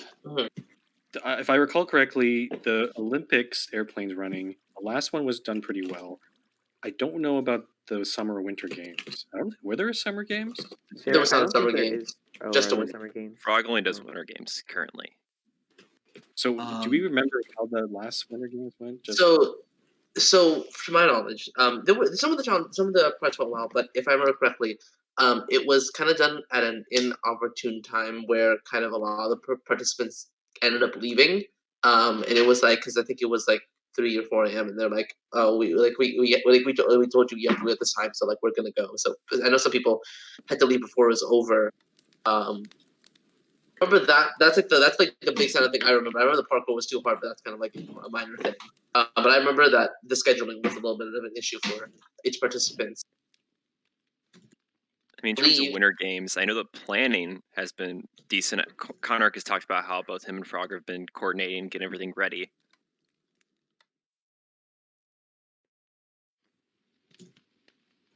Is the committee though the same? Like what time it'll be held at? It doesn't specify in the proposal. I see. Yeah, all it says is somewhere between Christmas and the 1st of February, which is a really freaking big time window.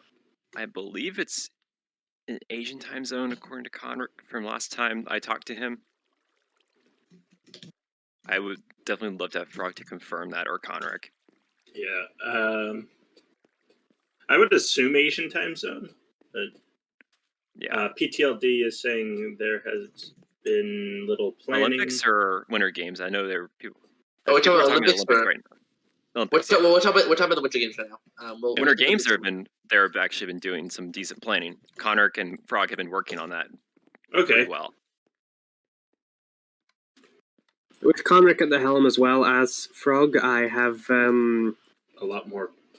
Yeah, I have a lot more faith, and I think hopefully he's learned from some of the missteps last time. So I just wish I knew what time it'd be and actually what day, because he's presented a really freaking open time window. Yeah, I would like a more tight time window, but beyond that, I'm okay with it because of the fact that Conrick is also involved. So approved pending dates from Frog? Yeah, pending dates, yeah. So approved. I'm just gonna check the last winter funding as just a comparison. Where is it? By the way, for those, I'm not sure we don't try, but the funding is essentially $1,050 plus 10x, x being the number of participants that get fourth and onward. So realistically, it's going to be between 1,000 and 1,500, probably even less than that. So /VFJ Skelly. Don't worry, I had to do that multiple times too. Just welcome to staff. How to spot the new mod. Just as a point of reference, actually, the 2019 Winter Games, they asked for, they were given $3,825. This is actually down. With it being considerably less, I think because after you saw maybe how there might be less participants and stuff like that, I think the lowering is very much understandable. I'm fine with approving this amount. I'm very much fine with this amount. It's just the timing is I'm a little I wonder when they're gonna pick it, but I don't think that's major enough. Yeah. To stop it. We just want Frog to give us updates, and then the dates, and I think we're good.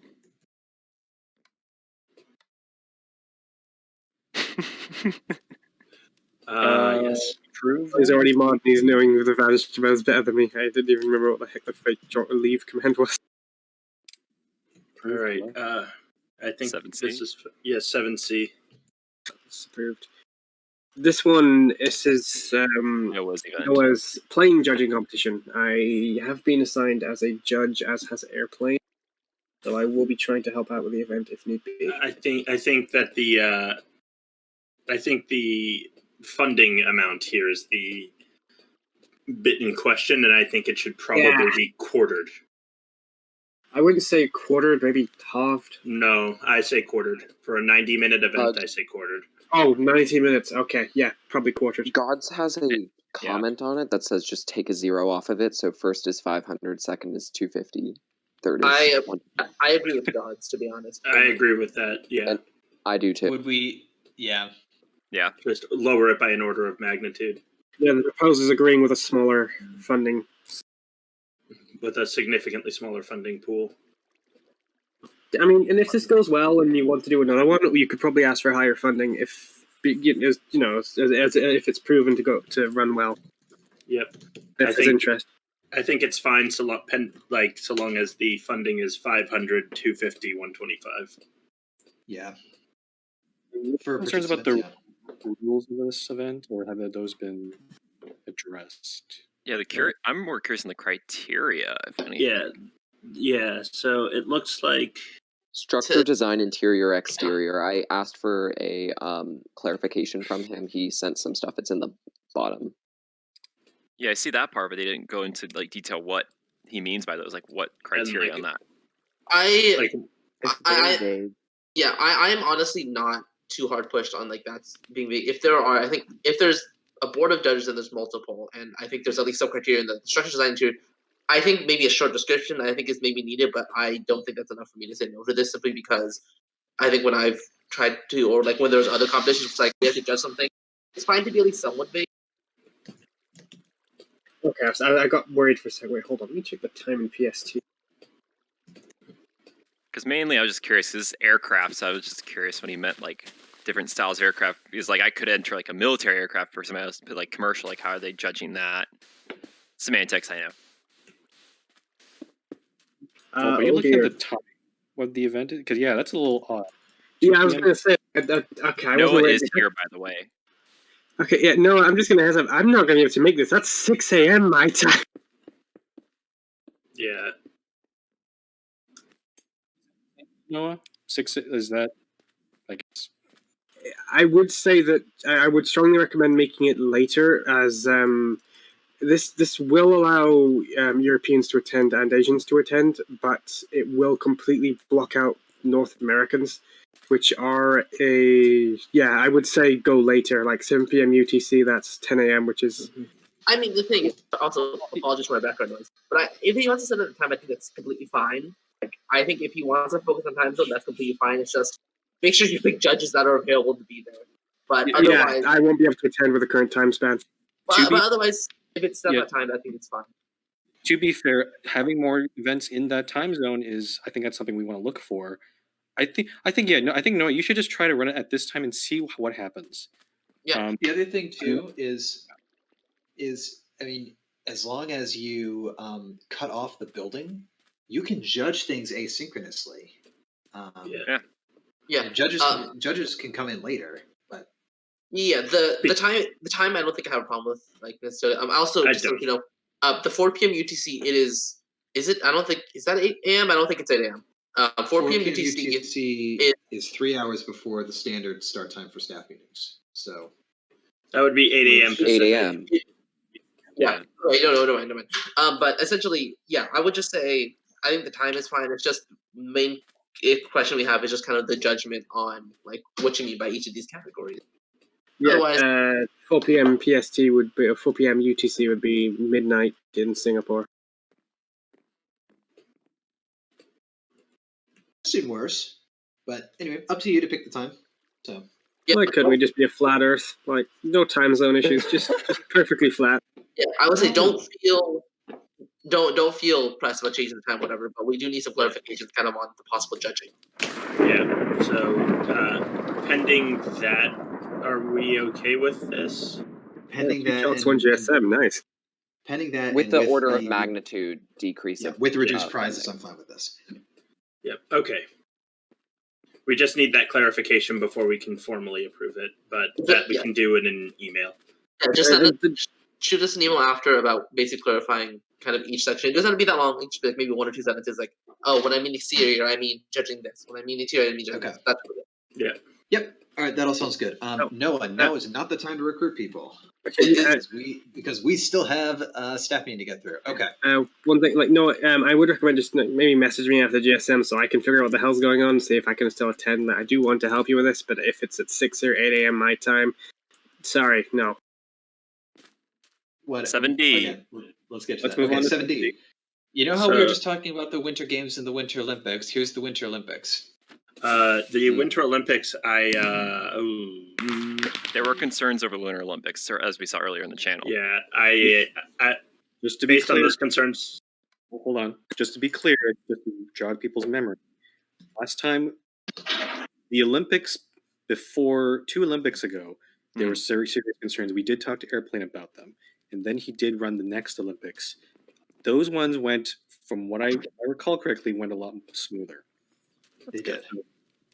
So based on that, I'm not sure if those concerns can still carry forward here, based on most. I'm in the Olympics. I'm in the Olympics Discord, and I think quite a few people in the meeting live are. There has been a little bit of like kind of less transparency, kind of similar to the Parabatamia ones, which I understand if he's busy. I think quite a few people are. But there's been, I think, a lot of questions surrounding what's going to happen. I think some of those points were raised by, I think, London earlier and Skelly. And Peter as well. Okay. I have something to say. I technically carry on as my city now, and just speaking personally, I have concerns. I've kind of been sitting here waiting for him, and he got back to me the other day setting a date. He said he'd be helping me with the stadiums and whatnot. I have heard nothing from him since. I am getting kind of worried, as I've been hoping to rely on him to figure out what the heck to do, and I've not been getting much of that. This sounds like a common theme in a lot of the Olympics, is that usually the host city ends up doing a lot more preparation than Airplane does. Mm-hmm. I would like I'd like. Go ahead, Chief. Yeah, I'm heavily saying even Obi's confirming too. Yeah, we have Obi here. I would say no. I would say if Airplane wanted to run the Olympics somewhere, I would like it to have everything, like pick the host city and have everything built, and Airplane and the host city both submit the proposal together. As far as I know, nothing's been built. If it has been built, it was Worski doing a force ban. I have not done anything so far with the Olympics because I've had no idea what's actually needed to be done. Yeah. So hold on. Just going back on Dalt's point, would it be fair to say that it's not just the host doing all the planning; it's a lot of last-minute planning? Because I remember that was an issue. That was a huge part of the Parabatamia one, is that everything was done on the fly, and it turned into a huge farce. I mean, I'm just kind of going off of what the people in the chat are saying, but if Obi London, was it very last minute? London did say that London just says it was the day before. So that's not okay. It's pretty last minute. No. That's not okay. Obi didn't even get help. Email to not even starting on it yet. I'm inclined to deny until everything is built and plans are final. Yeah, I'm in the same boat. I would encourage maybe Airplane, if he's listening to this, just reach out to me. Like, if you want to still have this done, Cariona, please just message me, and we can actually get started on the construction with hopefully your help. I'm not doing this alone. Yeah. And if we're able to get that done, I will vouch for and give my praise to a second proposal, hopefully in the next ISM or GSM. GSM. It would be the January GSM. So yeah. I would say another alternative though, Airplane. If he's listening, I maybe just say just do this in your own city, perhaps. Yeah. That way you have full control. And something I'm going to say is, please don't expect people to build stuff for you for these, and you only contribute in the last day. Like, you need to be an active participant in the process here. Like, Skelly with Taco Burrito-a-thon, the way that usually works is, some cities might build stuff specifically for Taco Burrito-a-thon, but like there's a whole bidding thing, and Skelly actually vets that the cities are ready to go before even requesting funding. Yeah. I'm gonna be honest here. Airplane doesn't seem to be active anyway on the server. He only seems to be coming on just for running this event. Yeah. So that's a big minus there. But also the fact that we've already told him of our concerns, and he did correct it in the last one. But if he's going back to his old habits now, that's really concerning. I would even go as far as if he runs another flop event, we might just not approve any more Olympics, because this is not acceptable. What I will say in his defense, though, this was a unique case. I mean, Cariona was already selected for the Olympics before Worski got banned, and that probably didn't help things.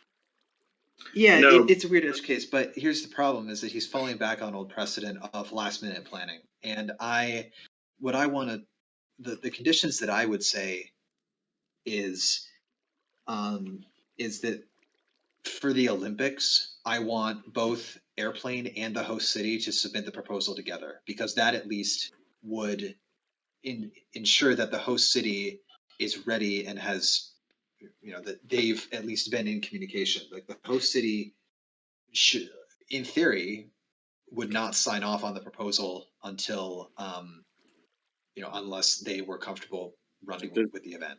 Just strictly Yeah. compared to the Winter Games, the name has Conric and Frog on it. So, yeah.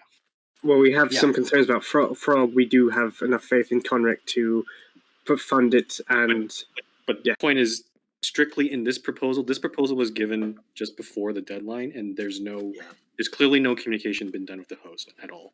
the last thing I received from him was probably back after Worski's ban, and then it's been a complete nothing until yesterday when he said, "Okay, it's January 4th, okay."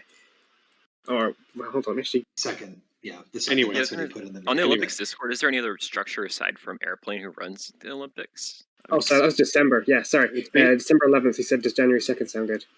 Yeah, that was 2 days ago, right before the submission deadline. Yeah. So yeah, last message I got from him was the 11th of November. Okay, and that was about the Discord raids. TLDR, we're not impressed with what Airplane's trying to do here. He needs to step it up if he wants this. TLDR, this is okay. Yeah, this is a pretty resounding no then. Yeah. As the host city, I'm just literally just gonna say no here. I don't have enough confidence this will go well in Cariona. I would encourage him to hopefully submit this again, but Are to wait till the January we GSM. Are we requiring that the host city be tagged along with it? Yes. yeah, in that case, it'll be me. Help in our confidence of approving it. So yeah. Yeah. I mean, Skelly, he did actually do that. About the ownership status, and yeah, that was the 21st of October. He asked if I was the mayor since I'm now the dep. A brief conversation, list about the events. When is it supposed to be done by? Around Christmas, and that was it for 2 weeks. All right. Yeah, I'm gonna deny. 8A. 8A. Okay. This is where. I do have to leave at soon. So would we be able to do 8C possibly, or do you want to just go in order? Because if not, we can skip to it. It doesn't really matter. It's in this section. Okay. If you got to go and you got to defend it, then let's do 8C. Okay. So because Modern has just thrown a wrench in. So yeah. He emailed us and blocking the proposal. I would actually veto Modern's block because it was so late, and we do publish these things publicly days before the GSM. I talked to him in October, and I even did an inactive bypass in November. He showed no interest, and he's also inactive on the server. Last time I pinged him about MRT stuff, he basically said, "Go away, I'm not doing MRT stuff." So. It's just sort of seems like it's so it just feels weird that he decides to do it now. That's just my thing. Yeah, and he's claiming that Kyle didn't reach out to him, which is false. I included a screenshot. That is false. Yeah, false. This just seems a lot of anger from Modern. Yeah, I am not willing to listen to Modern's block here because there was plenty of notice. TLD, Modern's wrench was him sending us an email during the GSM, right after, I think, maybe after the private portion. Just after the private portion. Yeah, where we... Yeah, I would have been okay with a transfer request anytime between now or between then and literally start the GSM, but the fact that he didn't wait until during the GSM... That seems I'm really not a fan of that. The other thing too is you can use your phone. We publish these things on the website. If you're on, you can use Discord on your phone. Modern has been in Discord and has had 2 months to do Deputy Mayor Succession Protocol. Modern Art was actually online on the server 3 days ago, so if he could have submitted it then, it would have been A-okay. Yeah, there's been so much opportunity that I mean, I'm willing to say that the fact that that it's a late submission, like a late comment of submitting it during, like, Yeah. I'm willing Did you say that I to didn't override that reach again. out? Yes, Curious but to what Skelly means here about not in good faith. not no, like the not in good faith is that we published this days ago. Modern was on the server. We fairly published this a week ago. Well, no. Yeah. He's saying that he thinks that the DM request is not in good faith and that he's just trying to block it to block it. I'm not really Yeah. sure. Yeah, I'm not really sure that Modern actually wants the town. I think like since Kyle actually wants to not do much with it and just wants to do these transport projects, it might be good for then. And then maybe Kyle, after the GSM, you can maybe talk to Modern and see if once your transport projects are done, if Modern wants it then. But I like Dalt's idea. I'm Yeah. also a little concerned about giving it to Modern in general if he's lying about me not contacting him. Like, My that's just thought- not it If right now. my thought is Kyle gets it as mayor. If Modern wants to build something or do something with the town, Kyle can just approve that outside of all of this. Like, Mhm. I think we transfer this to Kyle, and then as far as I care, our involvement is done. So Yep. I heard Peter Lee asking this. Since this is technically a request against an IIT, should Martin's email be published in the GSM, even though it was posted after the deadline? 'Cause I'm wondering, just in terms of transparency, whether that would be beneficial or not. Yes, I think- transparency. I would be in favor of it. Like, I don't. Since we've considered it, I would say yes, but I think just with the we should flag it as and when we put it on the website, we'll put as this is a late submission, and like we decided to rule, like, even though normally a deputy mayor does have priority, and we have had situations where a deputy mayor has punted something off the agenda, it's late and it's in bad faith, and so there is something in here actually.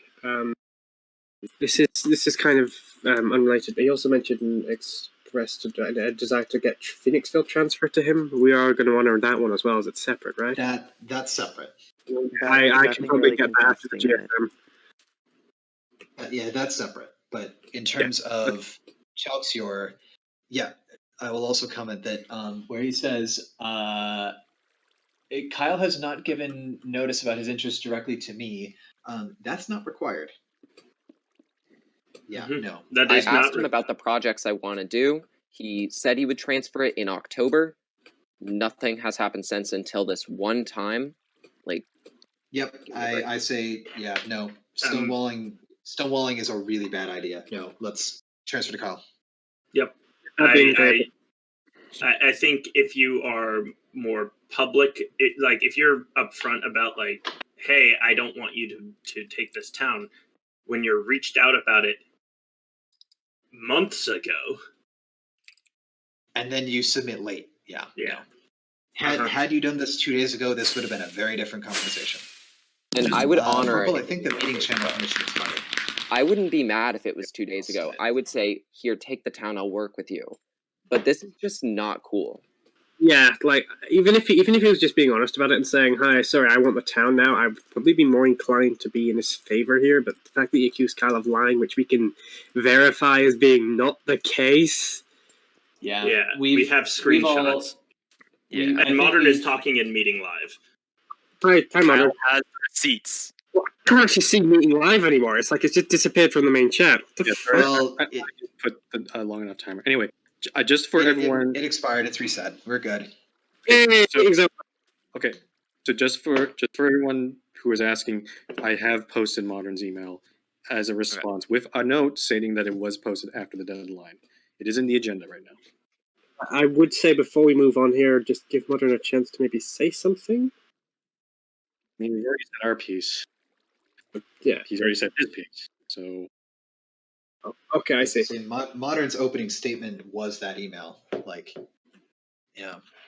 As far as I care, this is open and shut.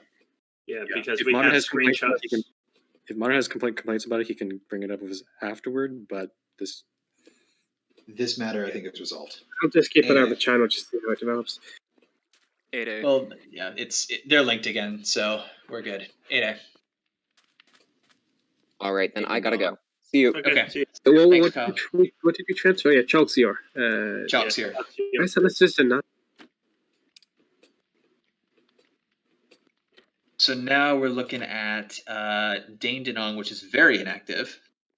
Yeah, that is C2. Next to Benyon. MC Dunk has been offered 3 months, 10. Yep, that counts. Yep. I am okay with this. I would fine with also this. recommend to look at the comments. I know we had issues with the land scarring. I volunteered to help out with Elite since both Elite and I are typically on at the same time. And since I helped out with Armada, I have no problems with it. With Okay. helping out. I have faith in Elite to do a good job here.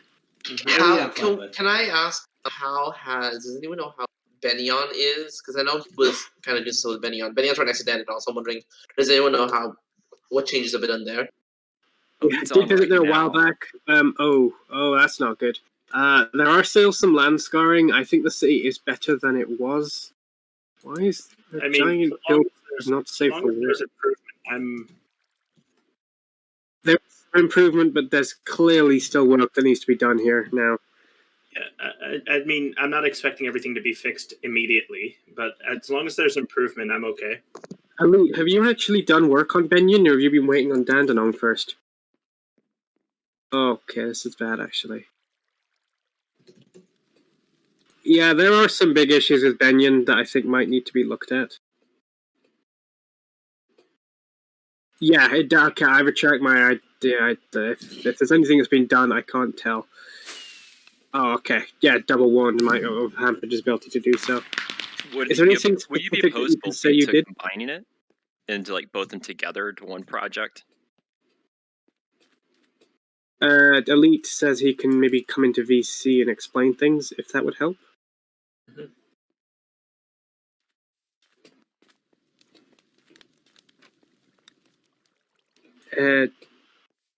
Modern, he did. He posted a screenshot of the message he sent to you via DM. I'm dealing with that. With that. He also can't. He's not in the voice chat. I'm not sure he's listening. Yeah, I'm responding to it. Oh, I see. Hold on. Do you want to unmute Elite? That way we can. You're unmuted now. Good evening, folks. So regarding Benyon, I have done minimal work on it. I intended to do, more than minimal work on it, but I was double warned. That vastly depleted my ability to basically do anything on the server. With Dandenong, I will work on Benyon regardless if I get Dandenong or not. I plan in firstly getting rid of the grass visor, then regens in South Benyon, and possibly regenning downtown Benyon, saving the franchises, laying it out into a nice, presentable town. There's a lot of history in this town. There's a lot of memes in this town. I'd like to, continue the cycle of that. I just got double warned, so I couldn't really do anything. Yeah, that's a valid excuse. I'm going to propose this. I know the proposal's for Dandenong IAT. So if we went through with it, and of course he's going to fix that up too, I propose that it's rolled together into one, both Benyon, Dandenong kind of clean up. Because as Elite mentioned, he needs regens. That's clearly an admin job.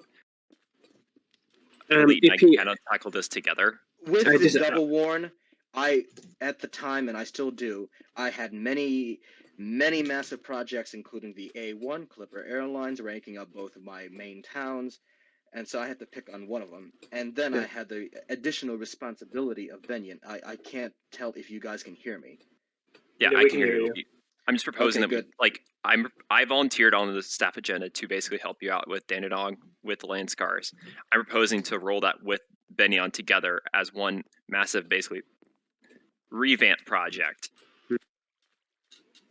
I have no objections, and in fact, I'd gladly make you a deputy mayor of both the towns. With Ceci's help, I have full faith this could go quite well. Given that we're both on at the same time, usually it can help get this cleaned up in a decent timely manner. Yeah, I fully approve of that. Hopefully this town's put back together. Like PTLD did a wonderful job with Armada, and hopefully you can do the same here. Really, the issue in Dandelion, it's just a big grass visor. That is in blatant violation of the law. Visor. I'm not actually familiar with that. Teleport to me. There's a big artificial grass. I call it a visor because I mean that's. Any other staff? Any other comments? So strange. Oh.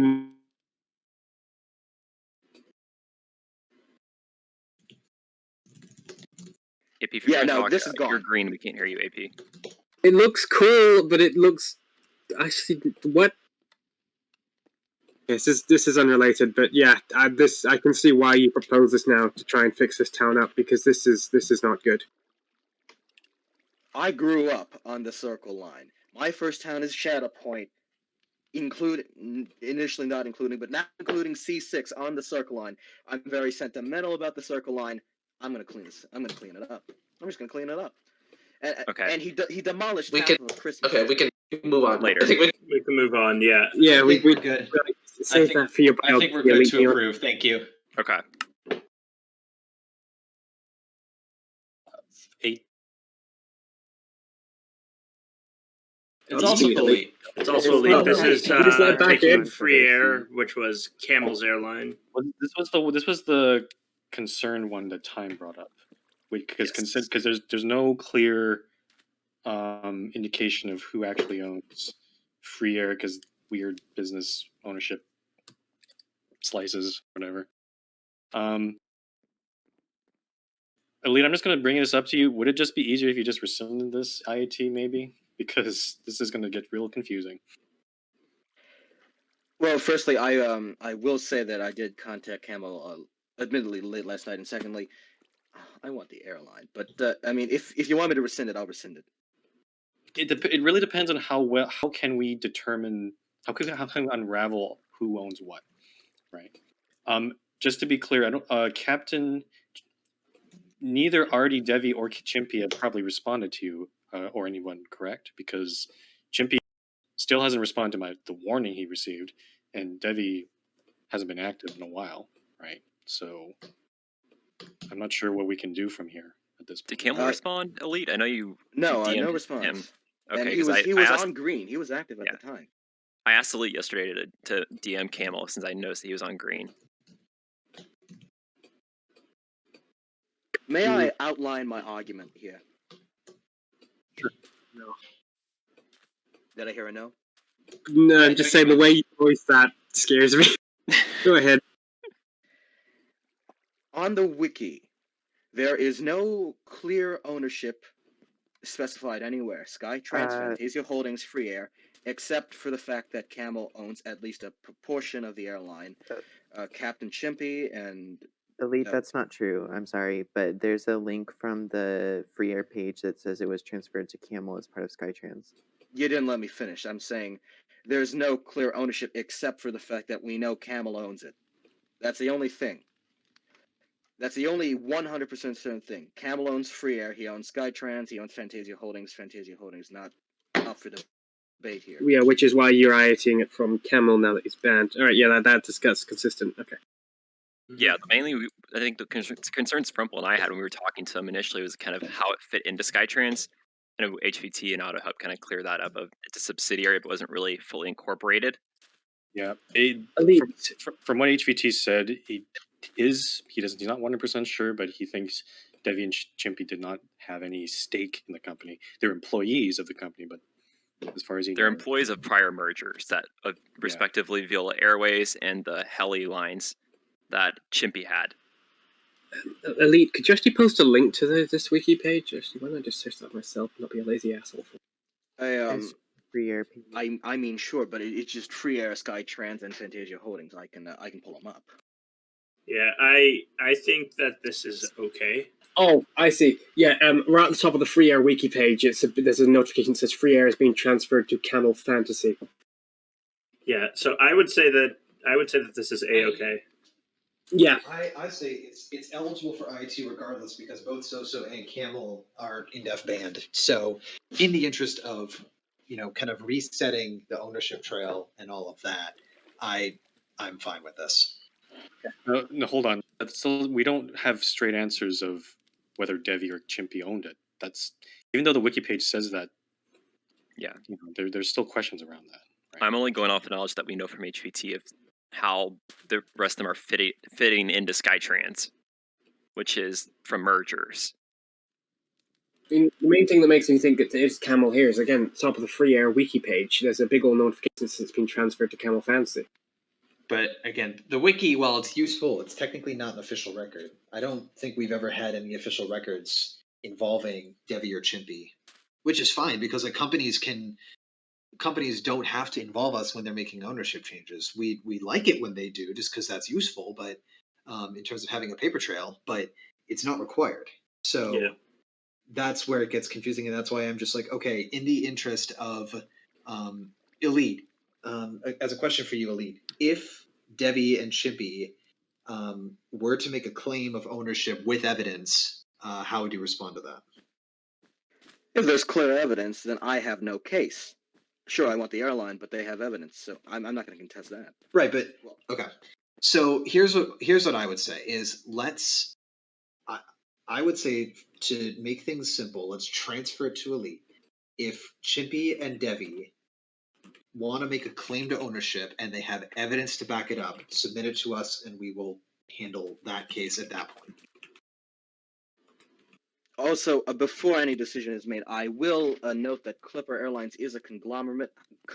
However, there are clear percentages of ownership listed on the wiki, and if you want, I can own Free Air by myself, like me and Sans own the individual Clipper heli lines because we have two of them for some reason. I think for the time being that would make things a lot simpler. Yes. So yeah, I appreciate it. Transfer just Elite himself. We're transferring just to it. Elite the person. Explicitly Yep, elite, and if nothing, because Chimpy hasn't been on for 2 months, 8 days, and Devi Sky I can't find on scene. He changed his name, I believe. DV Dev. 2 months also. Yeah, 2 months. So if in a month we haven't heard anything from either of them, I think this is case closed. And I would say at that point, Elite, if you don't, or if we don't hear from them, Elite, you can at that point fully merge it in without needing to involve us. Yes. So just to make clear what we're doing, we're giving this to Elite, but under the orders of not merging it in case Devi and Chimpy are able to prove ownership. Correct. And for the record, Devi That sounds good, yes. Came on was to argue the transfer of Arcadium whenever I did on Arcanine. Yeah, Elite just a warning. If you're going to get any sort of pushback, you'll probably get it from Devi based on our previous interaction. Exactly. And I would say just like what we said earlier, if that happens, just escalate it to us and we'll deal with it. Yep. We'll deal with All right. So okay. And just to be clear, if neither Devi or Chimpy look at this for maybe the next 6 months or something like that, roughly, then maybe at that point, then you would be free to re-merge it into your own company or whatever, or do whatever. Yeah, that's what I'm saying. Is give them a month or a few months for them to be inactive, and then do the merger. The main reason that I would say, because normally since they're not technically inactive right now, normally that would be an issue. But I would say because there's no clear paper trail, I would say let's give it to Elite. Elite the person, and in a month or two, if there's no contest, then Elite is good to merge.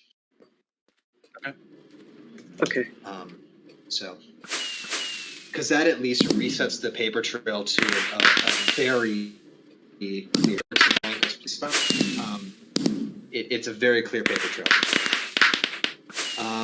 Skelly, I'm getting on right now. I just saw your PM.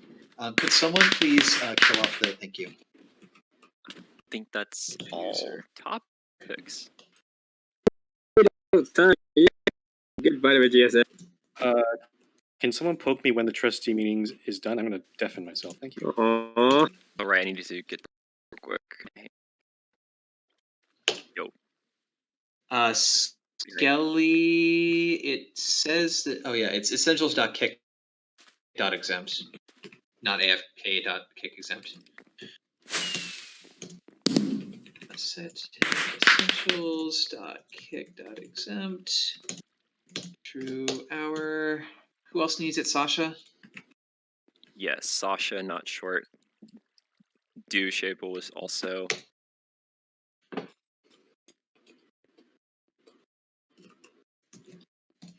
Okay, there we go. All right. The trustee meeting notes are as follows. The Marina Shittle is nominated for trustee. Sock is nominated for trustee, spelled with 2 C's like Frumple's tag. Chief is demoted to member for killing the trustee meeting courier donkey. The game is nominated for trustee. The Marina Shittle shall be put on the front page of the MRT website. Demote Premier Pro to guest for being an asshole. Make the Marina Shittle the main tram line on the MRT. The Big Board is nominated for trustee. Allow A roads to be labeled as M roads. Promote trustees to open bracket sock close bracket. Put Sasha 9076 in the quote bad boy cage end quote. Make the Discord rank require 200 buildings. Make parodying the Alien and Sedition Act of 1800 cool. Declare that the Pacer Replacer Class 484 looks like the Long Island Railroad M9, New York City Subway R142, and the SkyTrain Mark I. Don't adjourn the trustee meeting until after Elite can get on Minecraft. Give everyone in attendance at the trustee meeting a copy of the trustee meeting notes. Make the poster of George Bush eating a cat the official flag of the trustee meeting. Let Elite be online for 30 seconds before we adjourn. Declare all people presently online as very cool people. The meeting is adjourned. Yes, we are I all still very don't know who. people. The only part of that that that has been adopted is that everyone who is online is very cool. Yes. Thank you. Have a nice day. Thank you. I shall now put this in the customary Bawabik Central Library Trustee Meeting Notes Depository, and we will open the floor for questions. If you have a question that you'd like to ask, ping me in the Meeting Live channel. You can either ping me with the text of your question or ping me if you would like to speak. But the floor is open for questions, so go ahead and ask. Hey, Chief, you don't take the Shadowpoint Navy to Namakana and then take the HBL to be Woodbin. Or TPA to Chief now. What was the final say on Avi off? Can you? That was Noah's event. the event that Noah is running. Oh, the final decision was it was approved, but with reduced funding, and Noah just needs to tell us dates.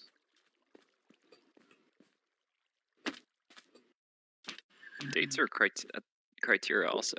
Dates and criteria were the two Dates things. and criteria, yeah. Yeah, so Noah needs to send us those 2 things, and we're whacking a 0 off of all the prizes. What did we say that also applies to the $50 ones, or all of them? We're taking a 0 off of all of the prizes. Okay. Yeah, I've updated it on the minutes. So that's much harsher than dropping it off a quarter. Mm-hmm. Well, but given that it's a 90-minute one-off event. It is Yeah, also it is fair. Yeah. If it works well, then we can increase them for next time. So. Yep. Yeah, maybe double it or something. Yeah, we'll worry about that bridge when we get to it. London, you're saying a conversation about Olympics in general. What's that going to be about specifically?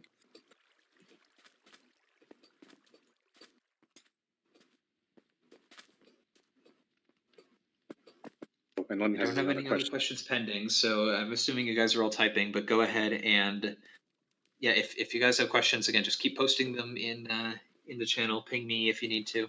Or do ping me, but I am watching it. Did London have a question or no? I know he said he I had think one. he said he had a He says question. I have a question. He had a question too, so he's probably going to type it. It'll be about running in that because I forgot to say to you before. Yes, they were. Yes, the trustee meeting notes were read. Noah, you do not need to send us the new prizes because we've already approved those. Basically, take the prizes that you sent us before and whack a 0 off the end. Do send us dates. God damn it. And your date and times, as well as your criteria that you're going to be using. Mind Builder, why? London is asking if I have another quick. Can I submit a rail proposal even if it doesn't get built? What do you mean by that exactly? Is that like the 4K waiver thing that we were talking about? Yeah, London. So when you submit a 4K waiver, it's good until it gets built. There's no, as long as you stay within your proposed corridor, there's no timeline or required clock. The on only that. expiry Yep, no on a 4K waiver is if in between the time that you propose it and we approve it, and after it's approved, someone builds something in that along that route because you've waited then- some number of months to build it. Right. Then it would doesn't expire. it doesn't protect the corridor, but it does. Oh no! Why? It doesn't protect the corridor, but it does allow you to do it. So if there's a material change like a new town, then I would say resubmit. You would have. You may not even have to resubmit because you would be building through someone's town. If you're doing a bypass and they're okay with it, then you don't need to. But yeah, whatever. No, send us the Noah. criteria and your the updated your dates. Criteria and dates. Any other questions? Going once. Can I sing some Frank Sinatra? No. Sure. No, Elite, I'm gonna mute you. Stop it. Oof. Ooh, you got muted by Frumple. You got the red mute. I have to remember to unmute you because that's a server mute. I really don't like this GS already. Like we've already got a terrible meme of Sock Daddy. Going once. I regret nothing. Excellent. There are no I'm mistakes. surprised we were able to find a worse nickname than Frumpelstiltskin. Going twice. Why did you bring that? Why did you restart the clock on that? Oh yes, London wants a endorsement of Pub Quiz.